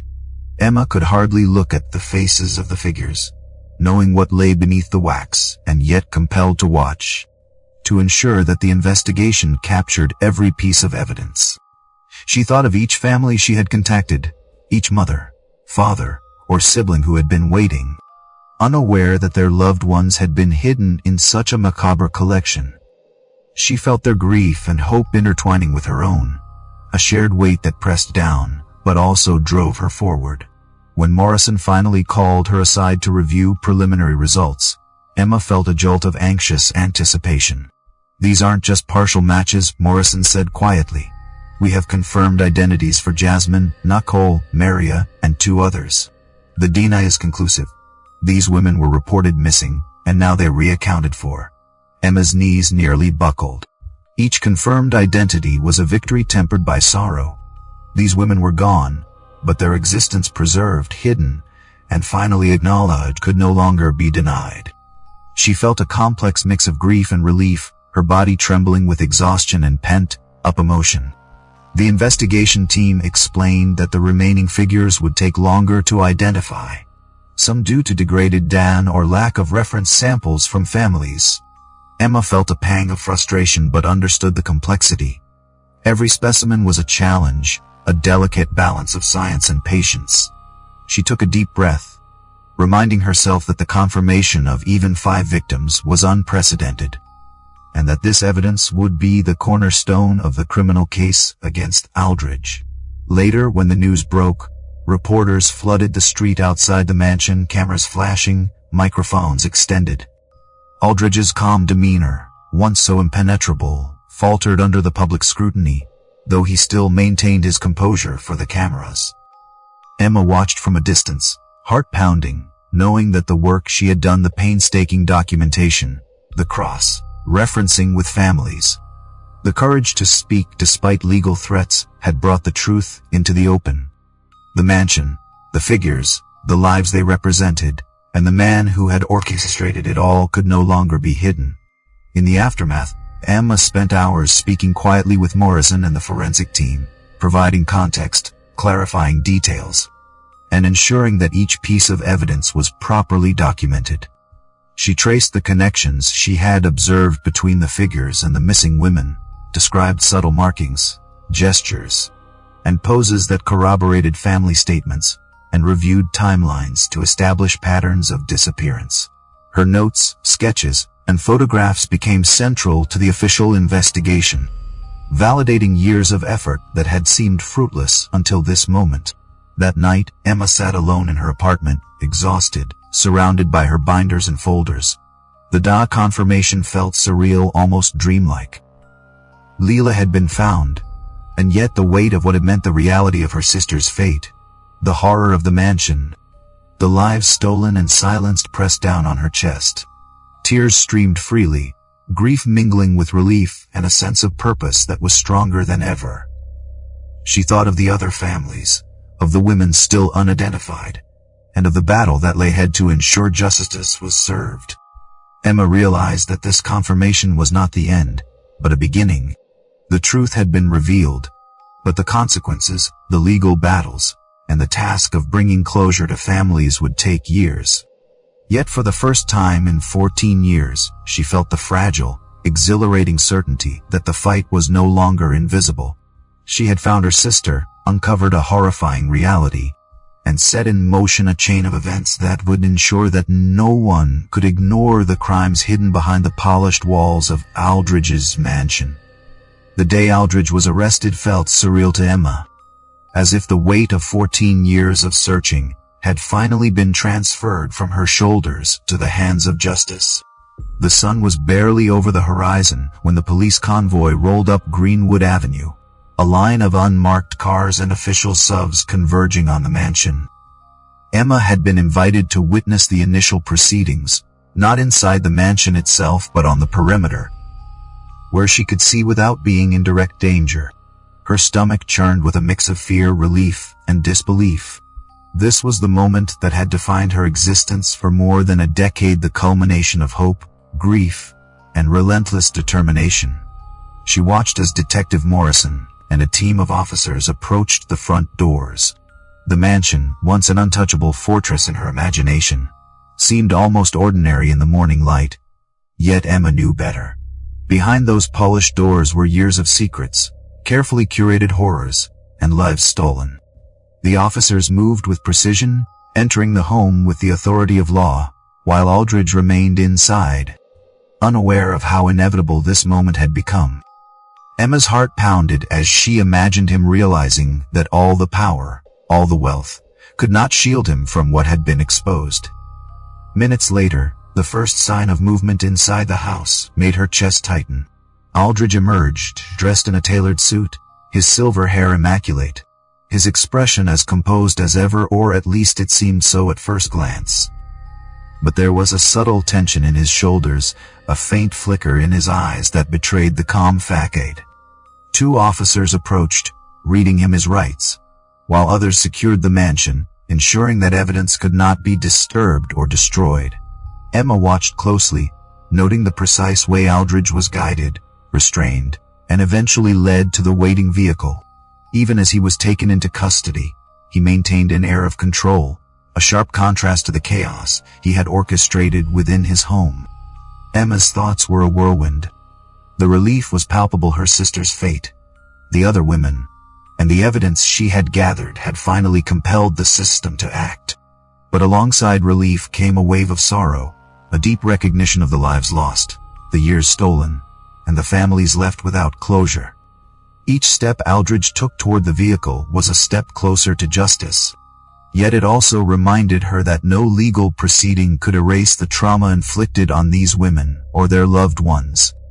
The mansion would remain a place of dark memory, and Emma knew the work of confronting its consequences was just beginning. The press had arrived, cameras flashing and microphones thrust forward, capturing every moment for the city, the nation, and the world. Emma kept a careful distance, aware that her presence could be misconstrued or sensationalized. Yet she felt an undeniable sense of vindication as the reality of the situation began to unfold publicly. Aldridge, the man who had seemed untouchable, was now a figure constrained by handcuffs, his influence powerless against the evidence that had finally been brought to light. For the first time, the world would confront what she had known all along. As the officers led Aldridge into the waiting vehicles, Emma felt a mixture of triumph and apprehension.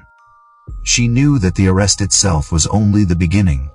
Trials would come, lawyers would maneuver, and the courtroom would become a battlefield where wealth and influence could still manipulate perceptions.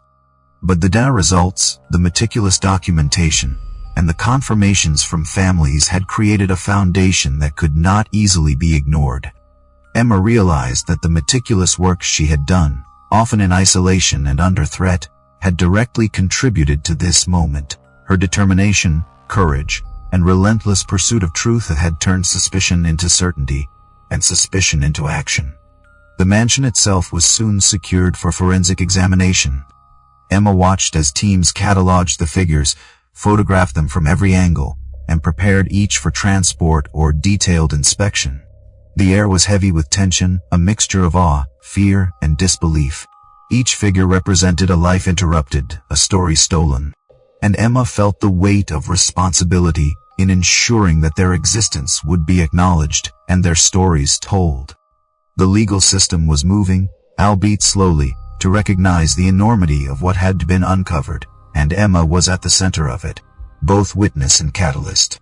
While officers worked inside, Emma was invited to speak briefly with the families who had gathered, some of whom had been quietly observing from a safe distance. She could see the mix of emotions on their faces: relief, grief, disbelief, and the flicker of hope that justice might finally be served. She spoke softly, carefully choosing her words to convey empathy and validation. She reminded them that this is just the beginning, that confirmation of Aldridge's custody was a critical first step, but that the road to full accountability and closure would take time.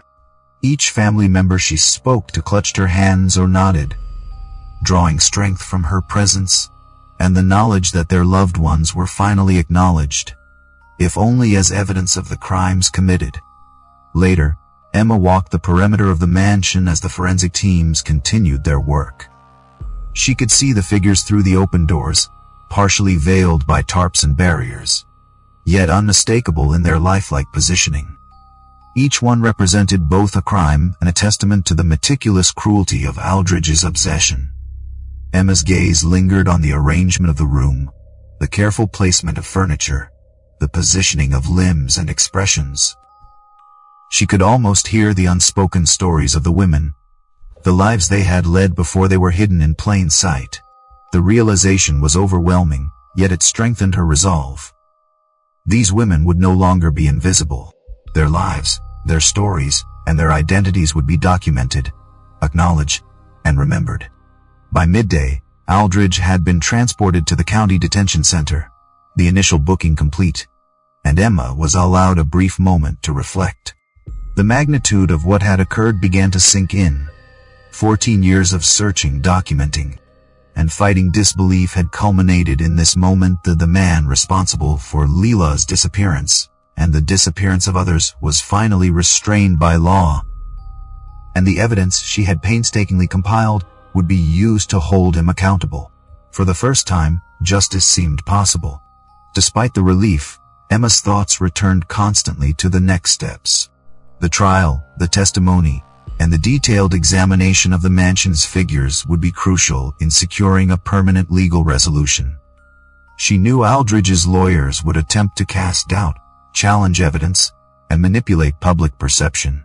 But she also knew that the meticulous documentation, family confirmations, and DNA results created a chain of proof that could not easily be dismantled.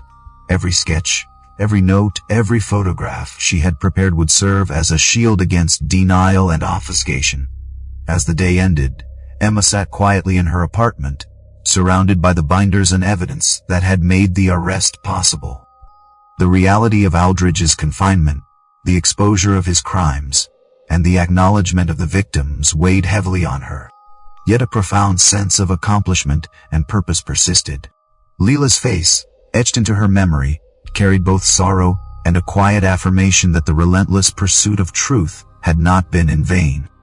The arrest was only a step, but it was the first undeniable acknowledgement of the horrors that had been hidden for decades.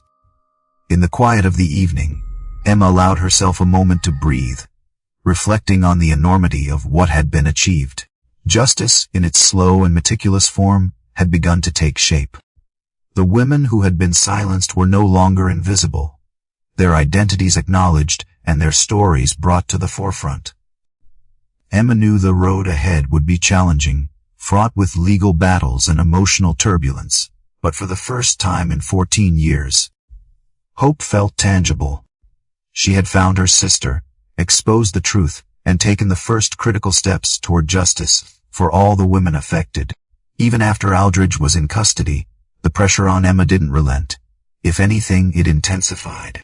The first call came late at night, a formal notification from Aldridge's civil attorneys warning her of potential lawsuits for defamation, harassment, and breach of the non-disclosure agreement she had signed while employed at the mansion. The words leapt off the page, each sentence meticulously designed to intimidate, to make her question the legality of every step she had taken. Emma's hands shook as she read the letter for the 5th time.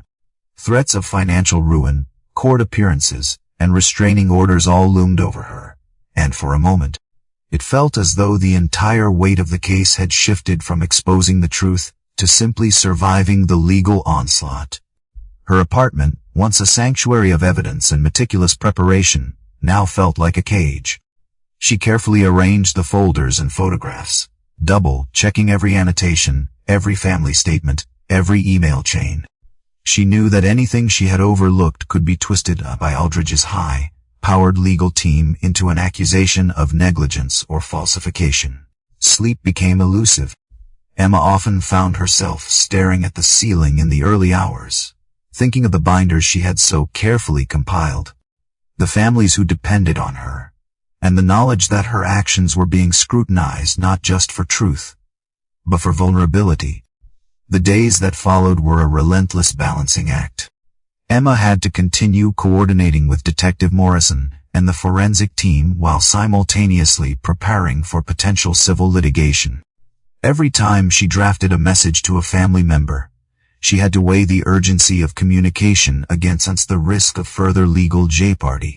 Each phone call, each email was carefully worded, documented, and archived. Even casual conversations with friends carried a sense of caution. She couldn't risk anyone inadvertently giving Aldridge's lawyers ammunition to use against her. The fear of financial and legal ruin pressed down on her relentlessly, yet beneath it was a steely determination that she could not abandon. The first formal threat of civil action arrived in the form of a subpoena, demanding that Emma surrender all documents, notes, and correspondence related to Aldridge, his mansion, and the families of missing women. Her pulse raced as she read through it, realizing that her meticulously organized binders, which had been her armor in the criminal investigation, could now be leveraged against her. She knew she needed legal counsel immediately. Someone who could navigate the treacherous waters of civil litigation while protecting her role in the criminal case. The urgency of the situation forced her to reach out to a lawyer who specialized in whistleblower and civil defense cases. Someone who could separate her documentation from potential defamation claims. Even with counsel, the pressure was immense. Aldridge's attorneys crafted letters dripping with legal jargon.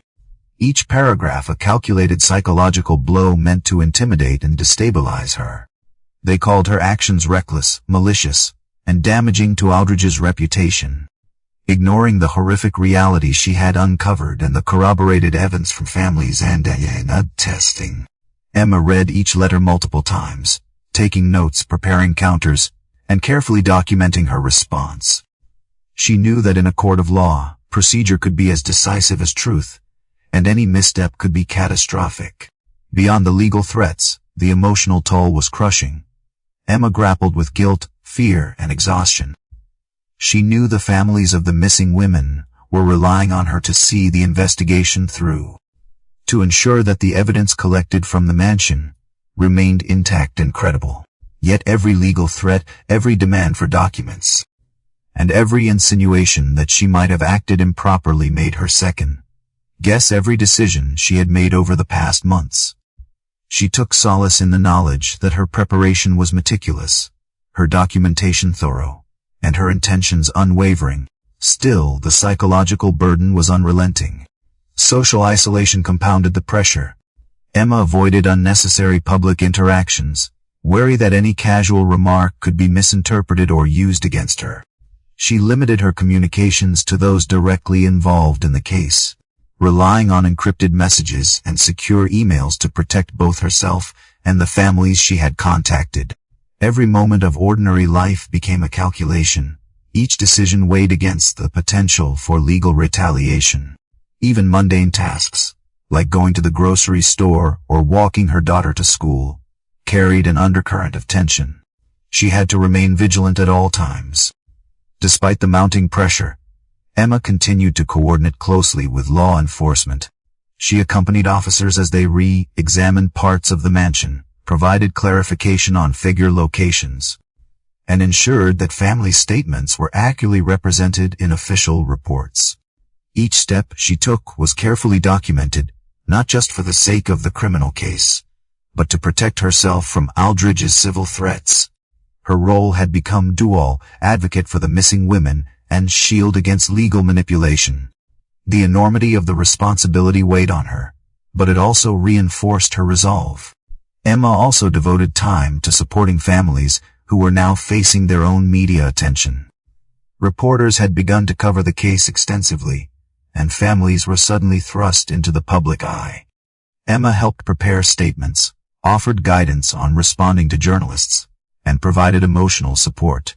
Each interaction reminded her why she had persevered despite the legal threats. These were real people, grieving real losses. And the exposure of Aldridge's crimes was their path to acknowledgement and potential closure. The civil threats forced Emma to refine every aspect of her record-keeping. Each email, each phone log, each note in her binders was labeled, dated, and cross-referenced. She created digital backups in secure cloud storage, duplicated physical copies, and even had friends verify the integrity of her records. Every precaution was necessary, as Aldridge's attorneys could and likely would attempt to claim tampering, falsification, or selective disclosure. Emma understood that the smallest oversight could compromise not only her credibility, but also the criminal case against Aldridge. Weeks passed in this tense rhythm. Subpoenas arrived, depositions were scheduled, and letters demanding immediate compliance with legal directives continued to flood her inbox. Yet Emma remained focused, methodical, and unwavering. Each day, she reminded herself that the women behind the figures in Aldridge's mansion could not be forgotten, that justice required patience, diligence, and resilience. She maintained close contact with Morrison, ensuring that law enforcement remained aware of the pressures she faced and the ways Aldridge's legal team sought to intimidate her. The emotional weight was immense, yet Emma drew strength from the confirmation of the DNA results, the corroboration from families, and the meticulous records she had compiled. She knew that Aldridge's civil threats were intended to wear her down, to create doubt, fear, and fatigue. But she also knew that the truth had a weight all its own, that meticulous documentation, careful legal strategy, and unwavering determination could counter even the most aggressive intimidation tactics. Late one night, after hours of reviewing binders and emails, Emma paused and looked around her apartment. The stacks of evidence, once overwhelming, now felt like a fortress of truth. Each page, each photograph, each statement represented countless hours of work, and the lives of women who had been silenced. She allowed herself a quiet moment of reflection, acknowledging the fear, the exhaustion, and the pressure, but also recognizing her strength, perseverance, and commitment to justice. Aldridge's lawyers could threaten, intimidate, and attempt to discredit her, but they could not erase the evidence. Nor could they diminish the lives that had been validated through DNA confirmation and family acknowledgement. Emma knew the struggle was far from over. Legal battles, media scrutiny, and court proceedings lay ahead, but she had already demonstrated the power of persistence, courage, and meticulous preparation. Every challenge posed by Aldridge's civil team reinforced her understanding that truth required not only discovery, but also defense, protection, and unrelenting advocacy. She was no longer just a sister searching for her sibling. She had become a protector of truth, a guardian for the voices of women who had been denied justice for years. In the quiet that followed, Emma allowed herself a fleeting sense of accomplishment. The arrest of Aldridge was complete, the DNA confirmed, and families recognized their loved ones. Now, with legal pressure bearing down, she understood the full scope of responsibility she had assumed. She would navigate the civil threats, safeguard her evidence, and continue to support the ongoing criminal investigation.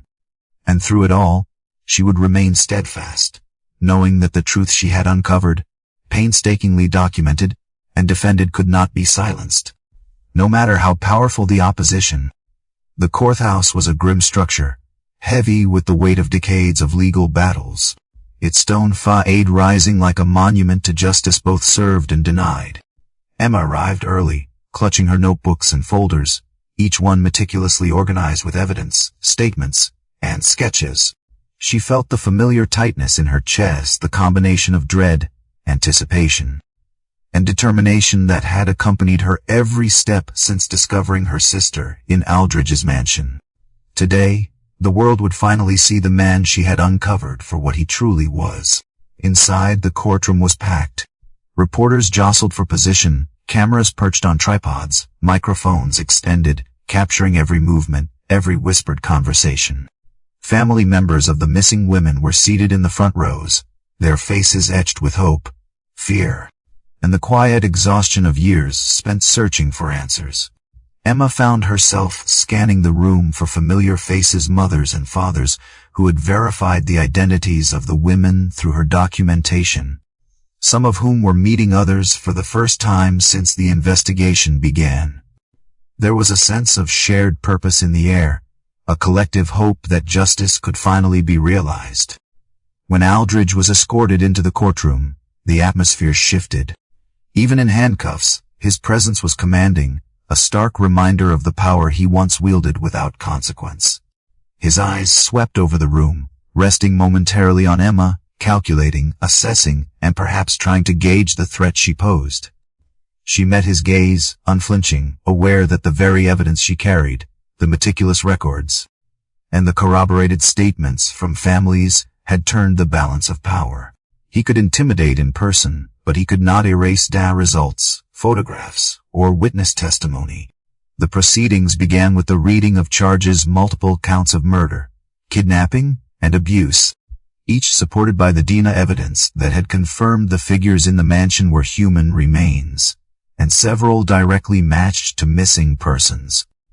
The prosecutor detailed the scope of Aldridge's crimes, carefully laying out the pattern of disappearances, the deliberate preservation of the victims, and deliberate misrepresentation of the figures as art. Emma followed closely, her fingers tracing her notes, ensuring that every detail was consistent with what she had documented. The room was silent, heavy with the weight of the revelations. Witnesses were called, beginning with the forensic team that had analyzed the figures and confirmed their human DNA. Detailed reports were presented, photographs of the mansion and the preserved victims shown to the jury, each image illustrating the macabre precision of Aldridge's collection. Emma's work was referenced throughout, her sketches and floor plans providing critical context for the locations of each figure and the correlations with missing persons records. She felt a mix of pride and discomfort. Her private investigation, conducted largely alone, was now public, her meticulous notes scrutinized in a setting that carried immense stakes. Families of the missing women were next.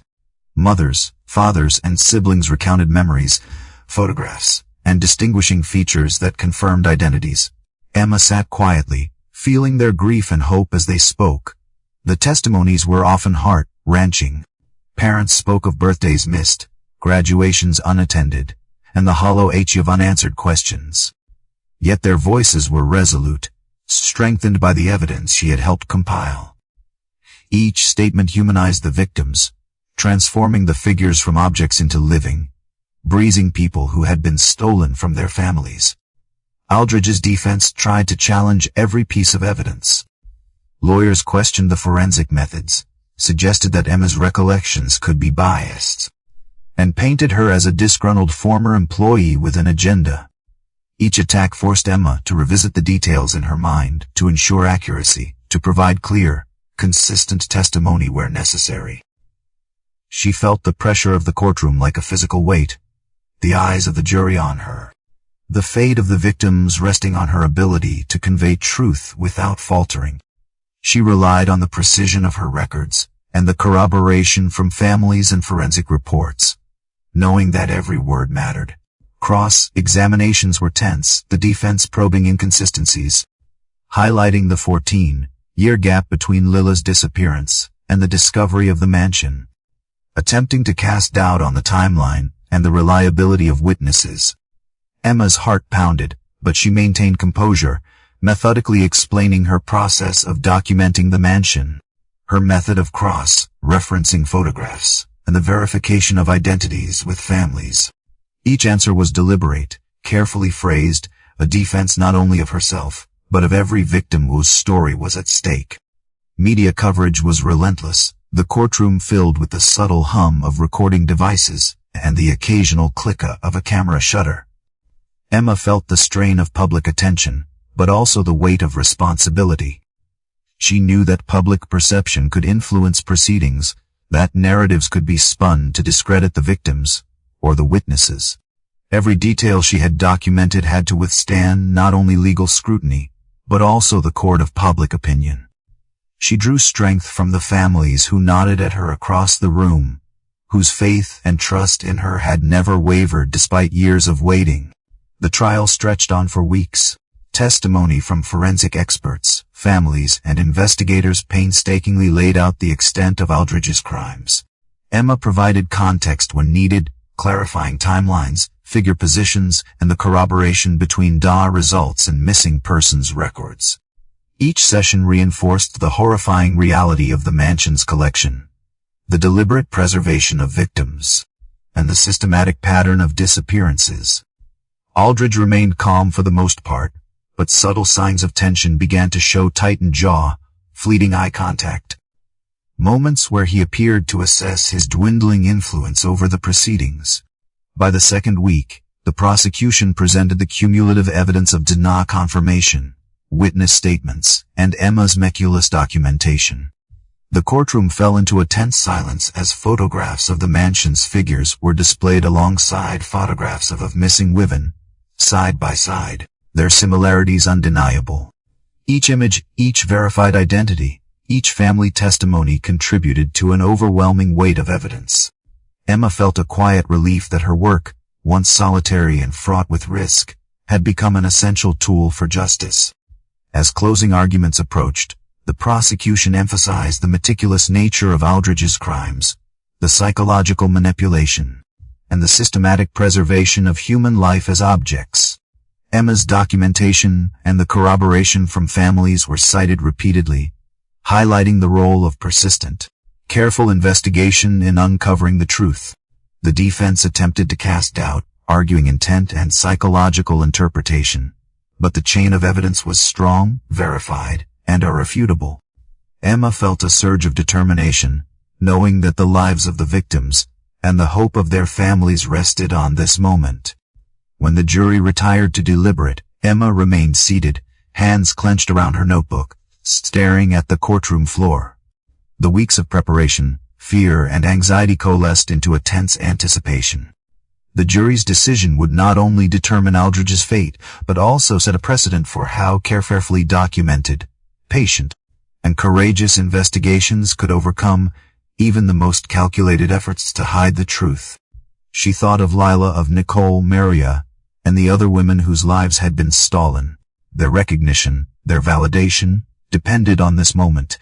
The courtroom was tense, almost suffocating in its silence, as the jury filed back into the room. Emma sat stiffly in her chair, her hands clasped so tightly that her knuckles were white, her heart hammering with a mix of dread, hope, and anticipation. Weeks of testimony, evidence, and painstaking documentation had led to this moment.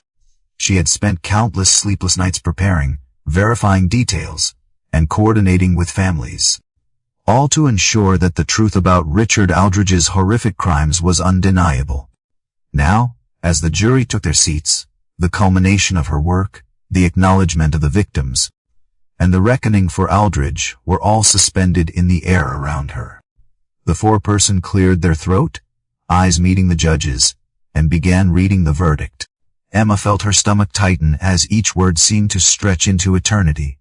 "We, the jury, find the defendant." The pause was unbearable. Every memory of Aldridge's cold calm, of the mansion, of the figures, pressed against her mind. She thought of Lila, of Nicole, of Maria, and the other women whose lives had been stolen and preserved. Every detail she had documented, every confirmation from families, every piece of forensic evidence, now hinged on this single pronouncement.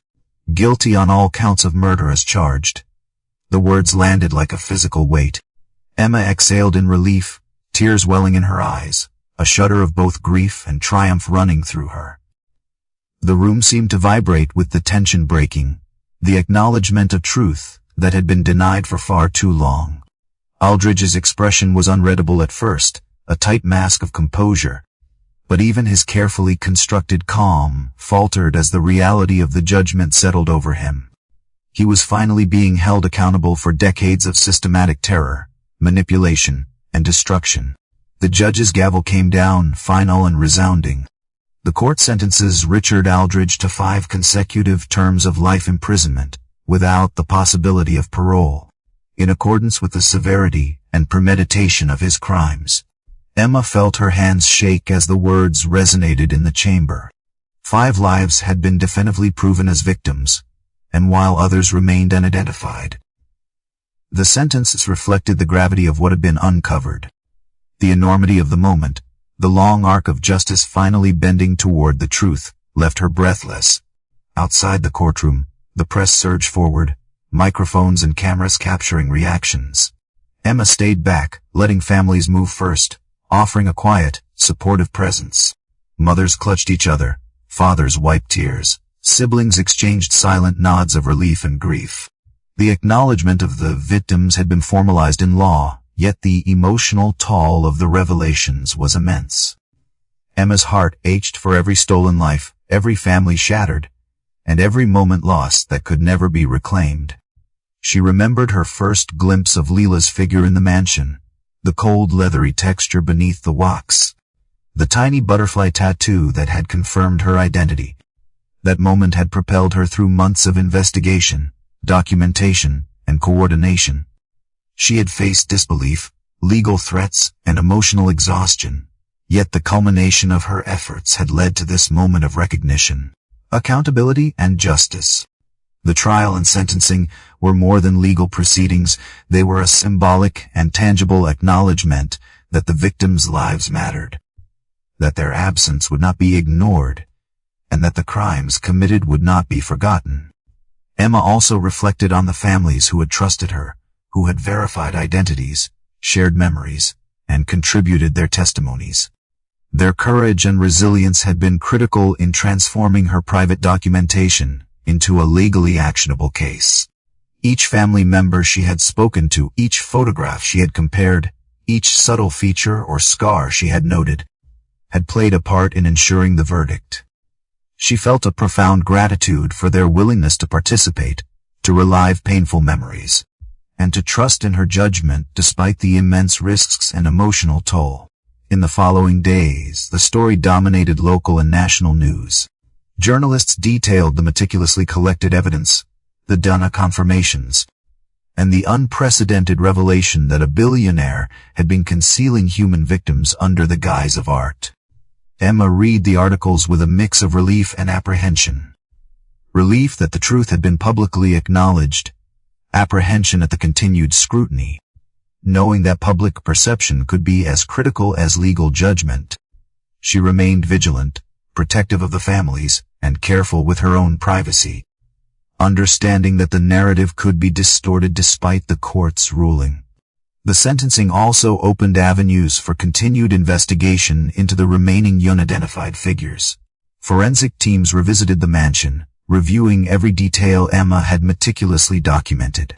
The testing continued, cross-referenced with national databases, while family members provided additional context and confirmation where possible.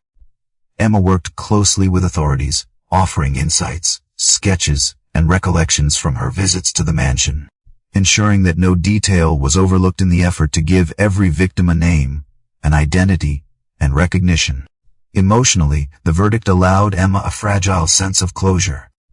She had finally achieved the justice she had been seeking for 14 years, the tangible acknowledgement of Aldridge's crimes, and the validation of her relentless pursuit of truth. Yet, the weight of grief remained. Knowing that the women had been lost, and that their lives had been stolen in such a calculated, horrifying manner, was an enduring pain she would carry. The legal victory was monumental, but it could not replace the years of absence, the stolen futures, or the trauma experienced by families. In private moments, Emma reflected on her own journey from a housekeeper who accidentally discovered a preserved figure to a central figure in one of the most shocking criminal cases in Seattle's history. Her perseverance, courage, and meticulous attention to detail had transformed the impossible into a legally undeniable reality. She understood that her actions, though fraught with personal risk and emotional strain, had fundamentally altered the course of justice for the victims and their families.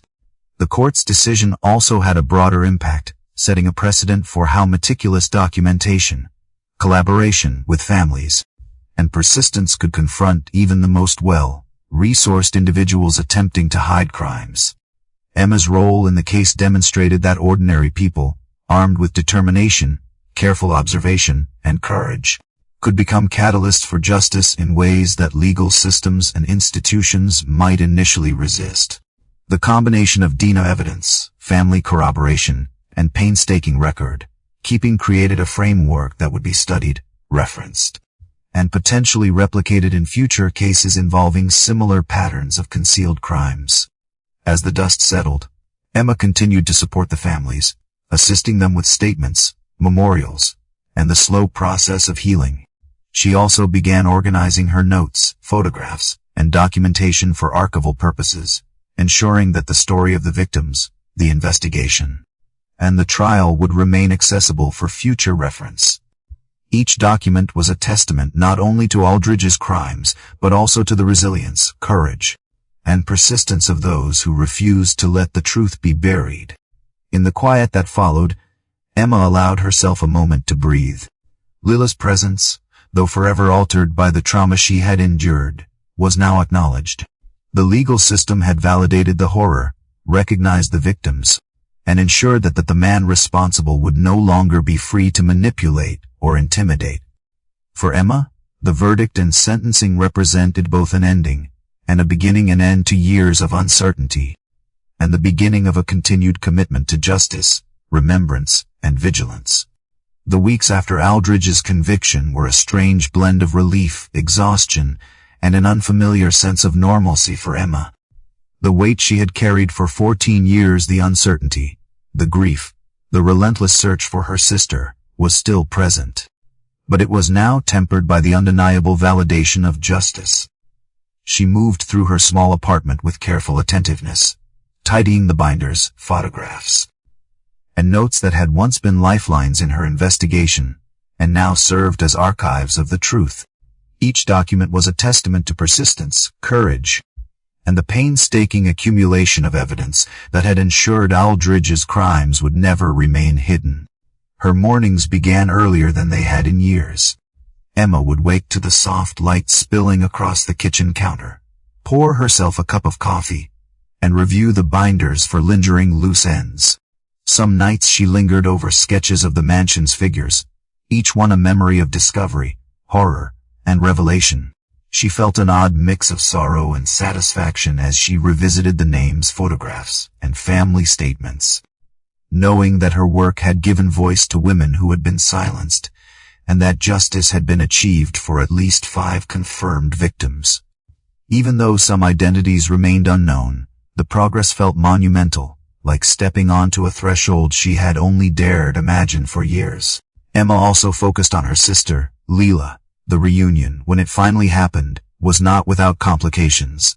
The years of trauma, isolation, and loss had changed Lila in ways Emma could never have anticipated. Their first few meetings were tentative, filled with silent pauses, awkward gestures, and the fragile negotiation of trust rebuilt over time. But each smile, each shared memory, each quiet acknowledgement of the past brought small victories. Emma found herself savoring these moments, letting herself feel joy however cautious.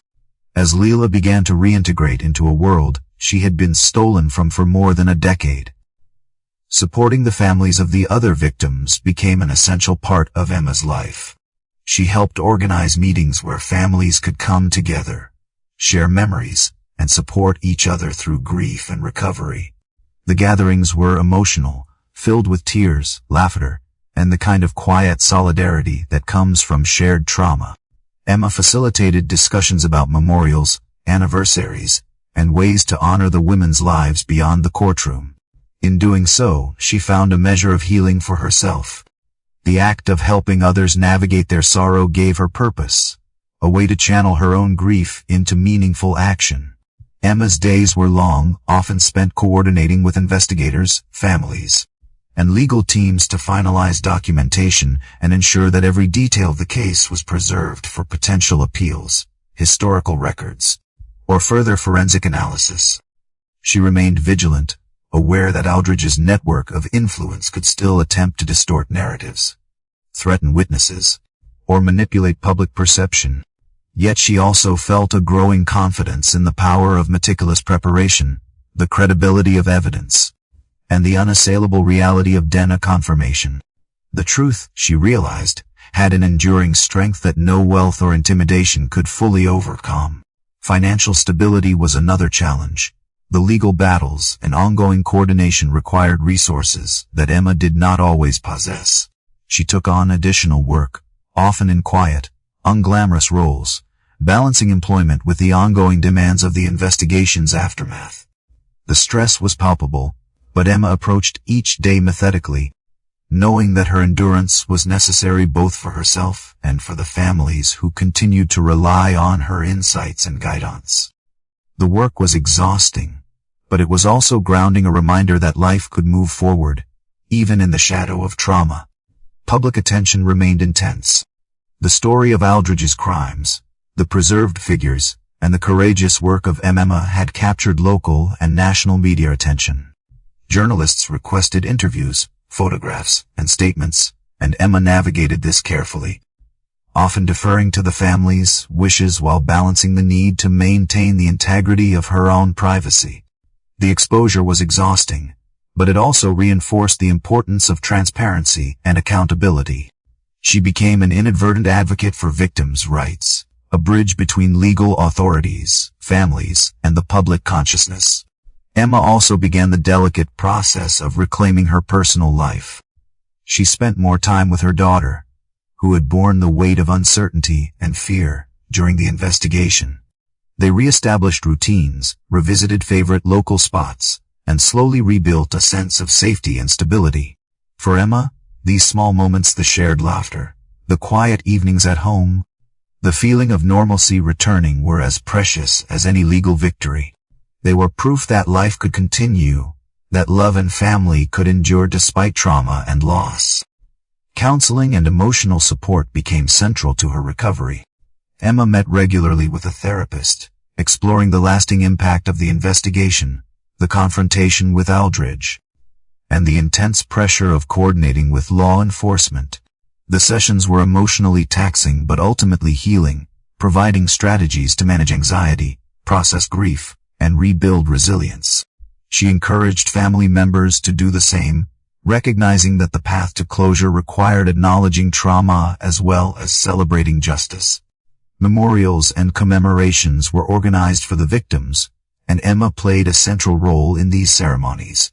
Families, friends, and community members gathered to honor the lives lost, and to recognize the bravery of those who had worked to uncover the truth. Emma found these events both heartbreaking and cathartic, a reminder that while legal justice had been achieved, emotional and communal healing was ongoing. Each ceremony was a testament to the resilience of families, the courage of witnesses, and the importance of preserving memory in the face of unimaginable horror. Despite the ongoing challenges, Emma felt a sense of accomplishment that had been impossible to imagine in the early days of her discovery.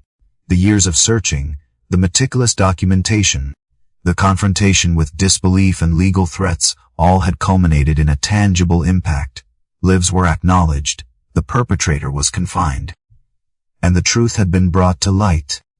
She reflected on the persistence required, the courage to act in the face of fear, and the critical importance of evidence, patience, and resilience in achieving justice.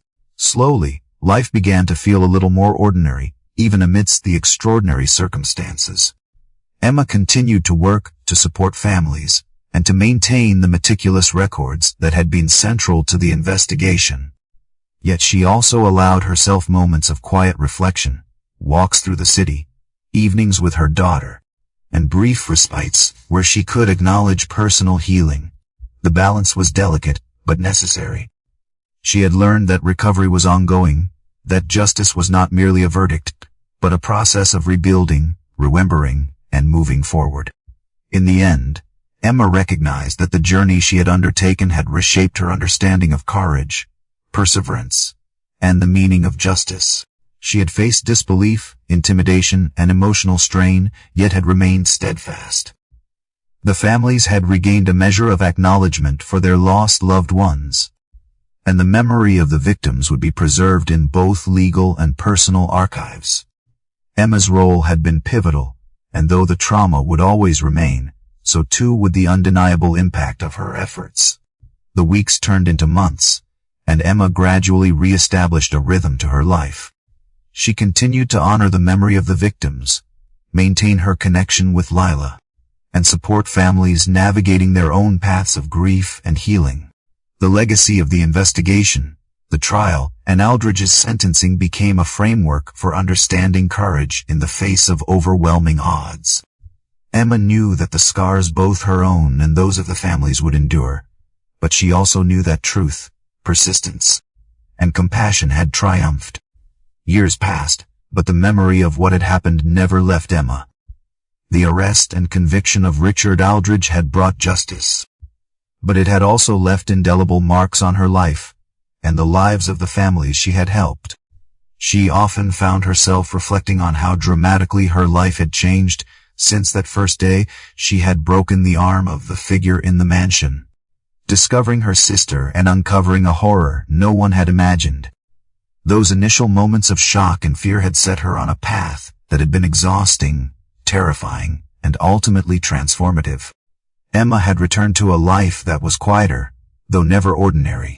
Her days were filled with a mixture of routine and ongoing commitments, supporting families, participating in memorial projects, and helping with educational campaigns about missing persons and victims' rights.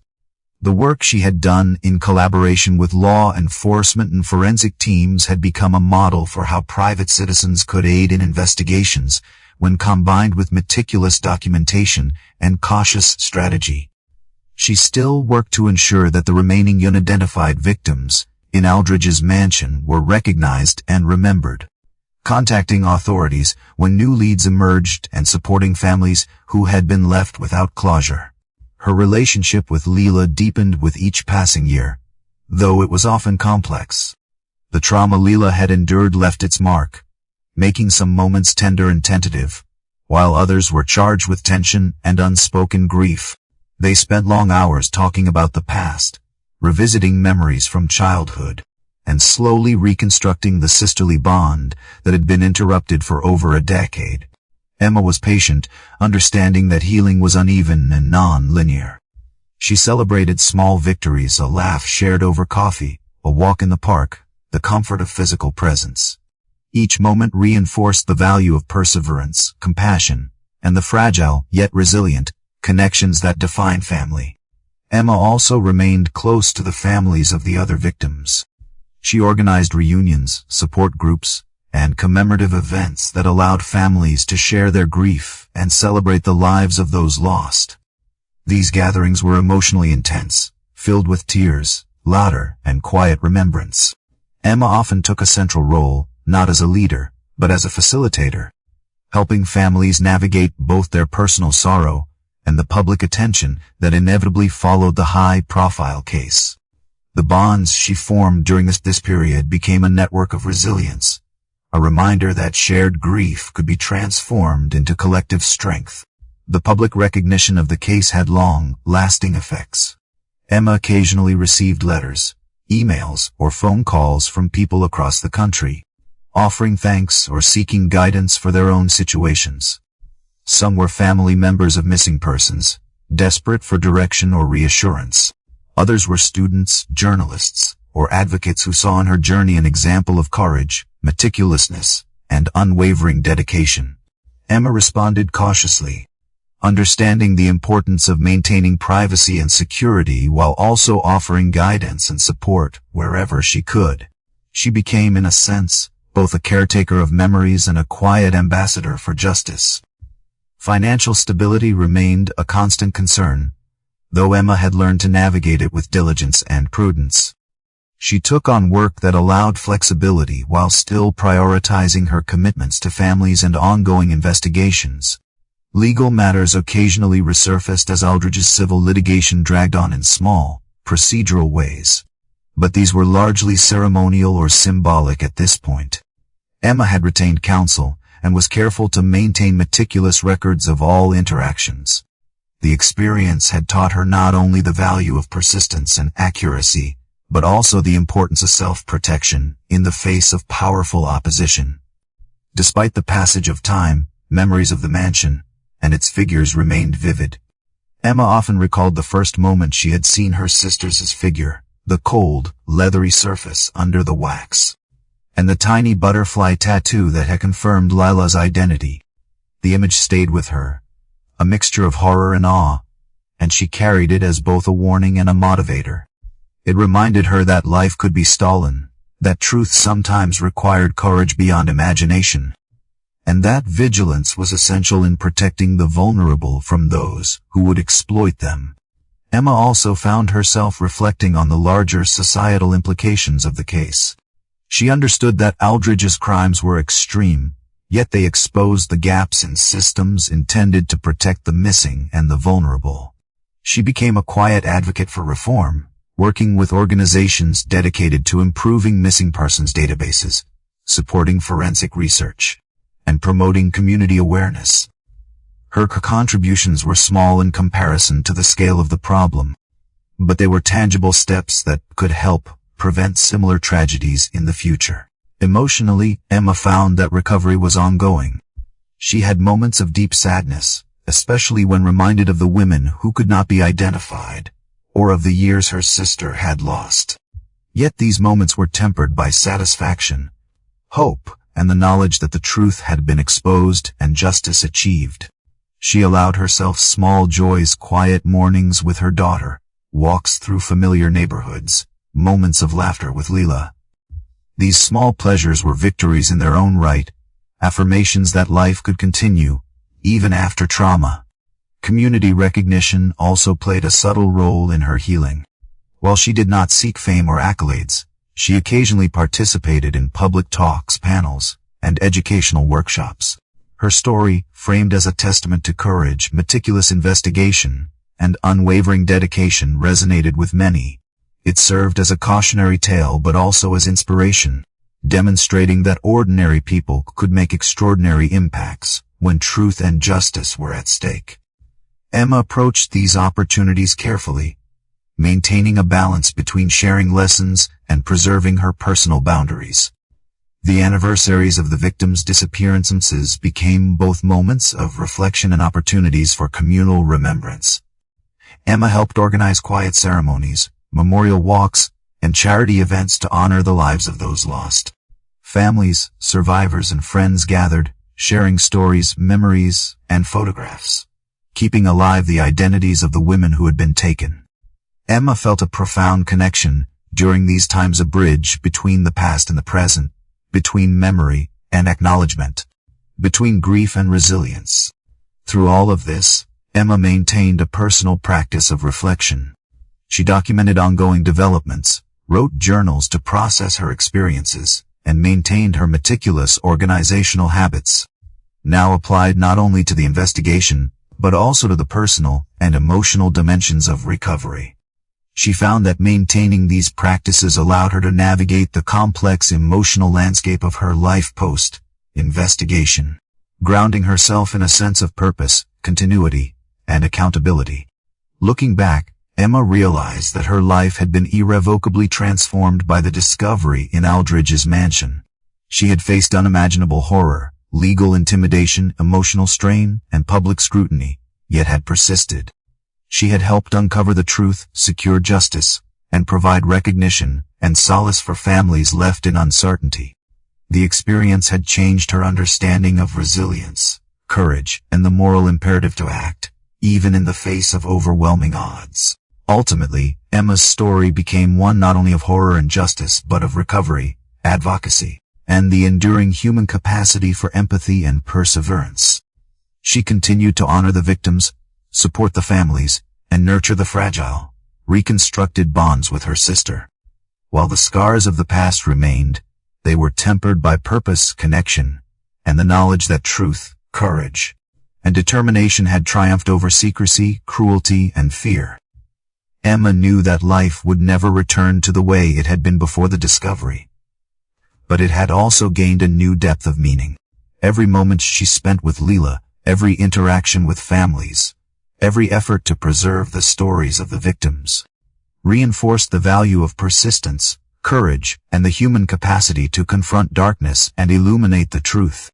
She had discovered that even in the shadow of horror, life could be rebuilt, memory honored, and justice served not perfectly, but meaningfully, deliberately, and courageously.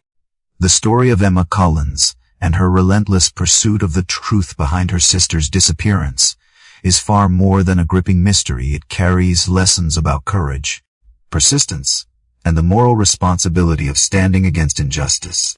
At its heart, the narrative teaches that the pursuit of truth requires patience, vigilance, and an unwavering commitment, even when the odds seem insurmountable.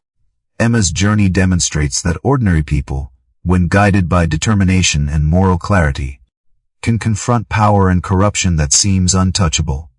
Her meticulous attention to detail, careful documentation, and ability to maintain composure under extraordinary stress highlight the critical role that preparation and intelligence play in overcoming adversity. This is a story that reminds readers that bravery is not the absence of fear, but the ability to act in spite of it, and that even the smallest actions, a careful note, a call to a family, a cross-referenced photograph, can accumulate into monumental impact. Another profound lesson from Emma's experience is the importance of resilience in the face of emotional and psychological trauma. The narrative illustrates how long-term grief, fear, and frustration can either paralyze or empower an individual, and in Emma's case, they become a driving force toward justice. She channels her anguish over her sister's disappearance into meticulous investigation, turning emotional pain into purposeful action. The story also underscores the power of empathy and the interconnectedness of human experiences. Emma's willingness to support other families of missing women amplifies her impact, showing that social responsibility and personal courage are intertwined. By collaborating with the affected families, she transforms collective grief into coordinated action, emphasizing that justice is a communal endeavor and that healing is possible through solidarity and shared effort. The case also offers a cautionary reflection on the corrupting influence of wealth and power when left unchecked. Aldridge's ability to manipulate his environment, shield his crimes, and attempt to intimidate Emma illustrates the dangers of societal structures that prioritize influence over accountability. Yet the story shows that careful evidence gathering, moral persistence, and the courage to act transparently can pierce through these defenses. Emma's success in bringing Aldridge to justice demonstrates the power of methodical persistence combined with ethical action, highlighting that systems can be leveraged for good when individuals exercise courage, intelligence, and responsibility. It teaches readers that even against formidable opposition, truth and justice can prevail when supported by careful strategy and unwavering commitment. Finally, the story emphasizes the enduring significance of memory recognition and acknowledgement in the aftermath of trauma. The painstaking efforts to identify victims, preserve their histories, and honor the lives lost are central to Emma's journey. This underscores that justice is not only about punishment, but about restoring dignity, preserving legacy, and creating spaces for healing. It reminds readers that accountability must be paired with compassion, and that the moral work of witnessing, documenting, and advocating is as critical as legal victory. Emma's dedication to these principles reinforces the idea that courage, empathy, and persistence are not isolated virtues. They are interdependent forces that shape both personal and societal transformation. The story thus leaves readers with a profound message that truth and justice require both action and heart, and that even in the darkest circumstances, perseverance and moral integrity can illuminate the path forward. This story ultimately teaches that life's most difficult challenges demand a combination of courage, meticulousness, emotional resilience, and empathy. Emma's journey is a testament to the idea that ordinary individuals can enact extraordinary change when guided by purpose and integrity. Her actions illuminate the enduring value of persistence in the face of adversity, the necessity of moral courage when confronting systemic corruption, and the transformative power of truth validated through careful, deliberate effort. It reminds us that justice is never instantaneous, that courage is not the absence of fear, and that collective acknowledgement and empathy can amplify the impact of a single individual's determination. Above all, the narrative affirms that human dignity, truth, and justice are worth pursuing relentlessly, and that the legacy of such pursuit extends far beyond the immediate resolution, shaping lives, communities, and moral consciousness for years to come. If you enjoy stories that make you think twice before turning off the lights, don't forget to subscribe and turn on notifications. There are still many things left unsaid, and we'll continue exploring them together.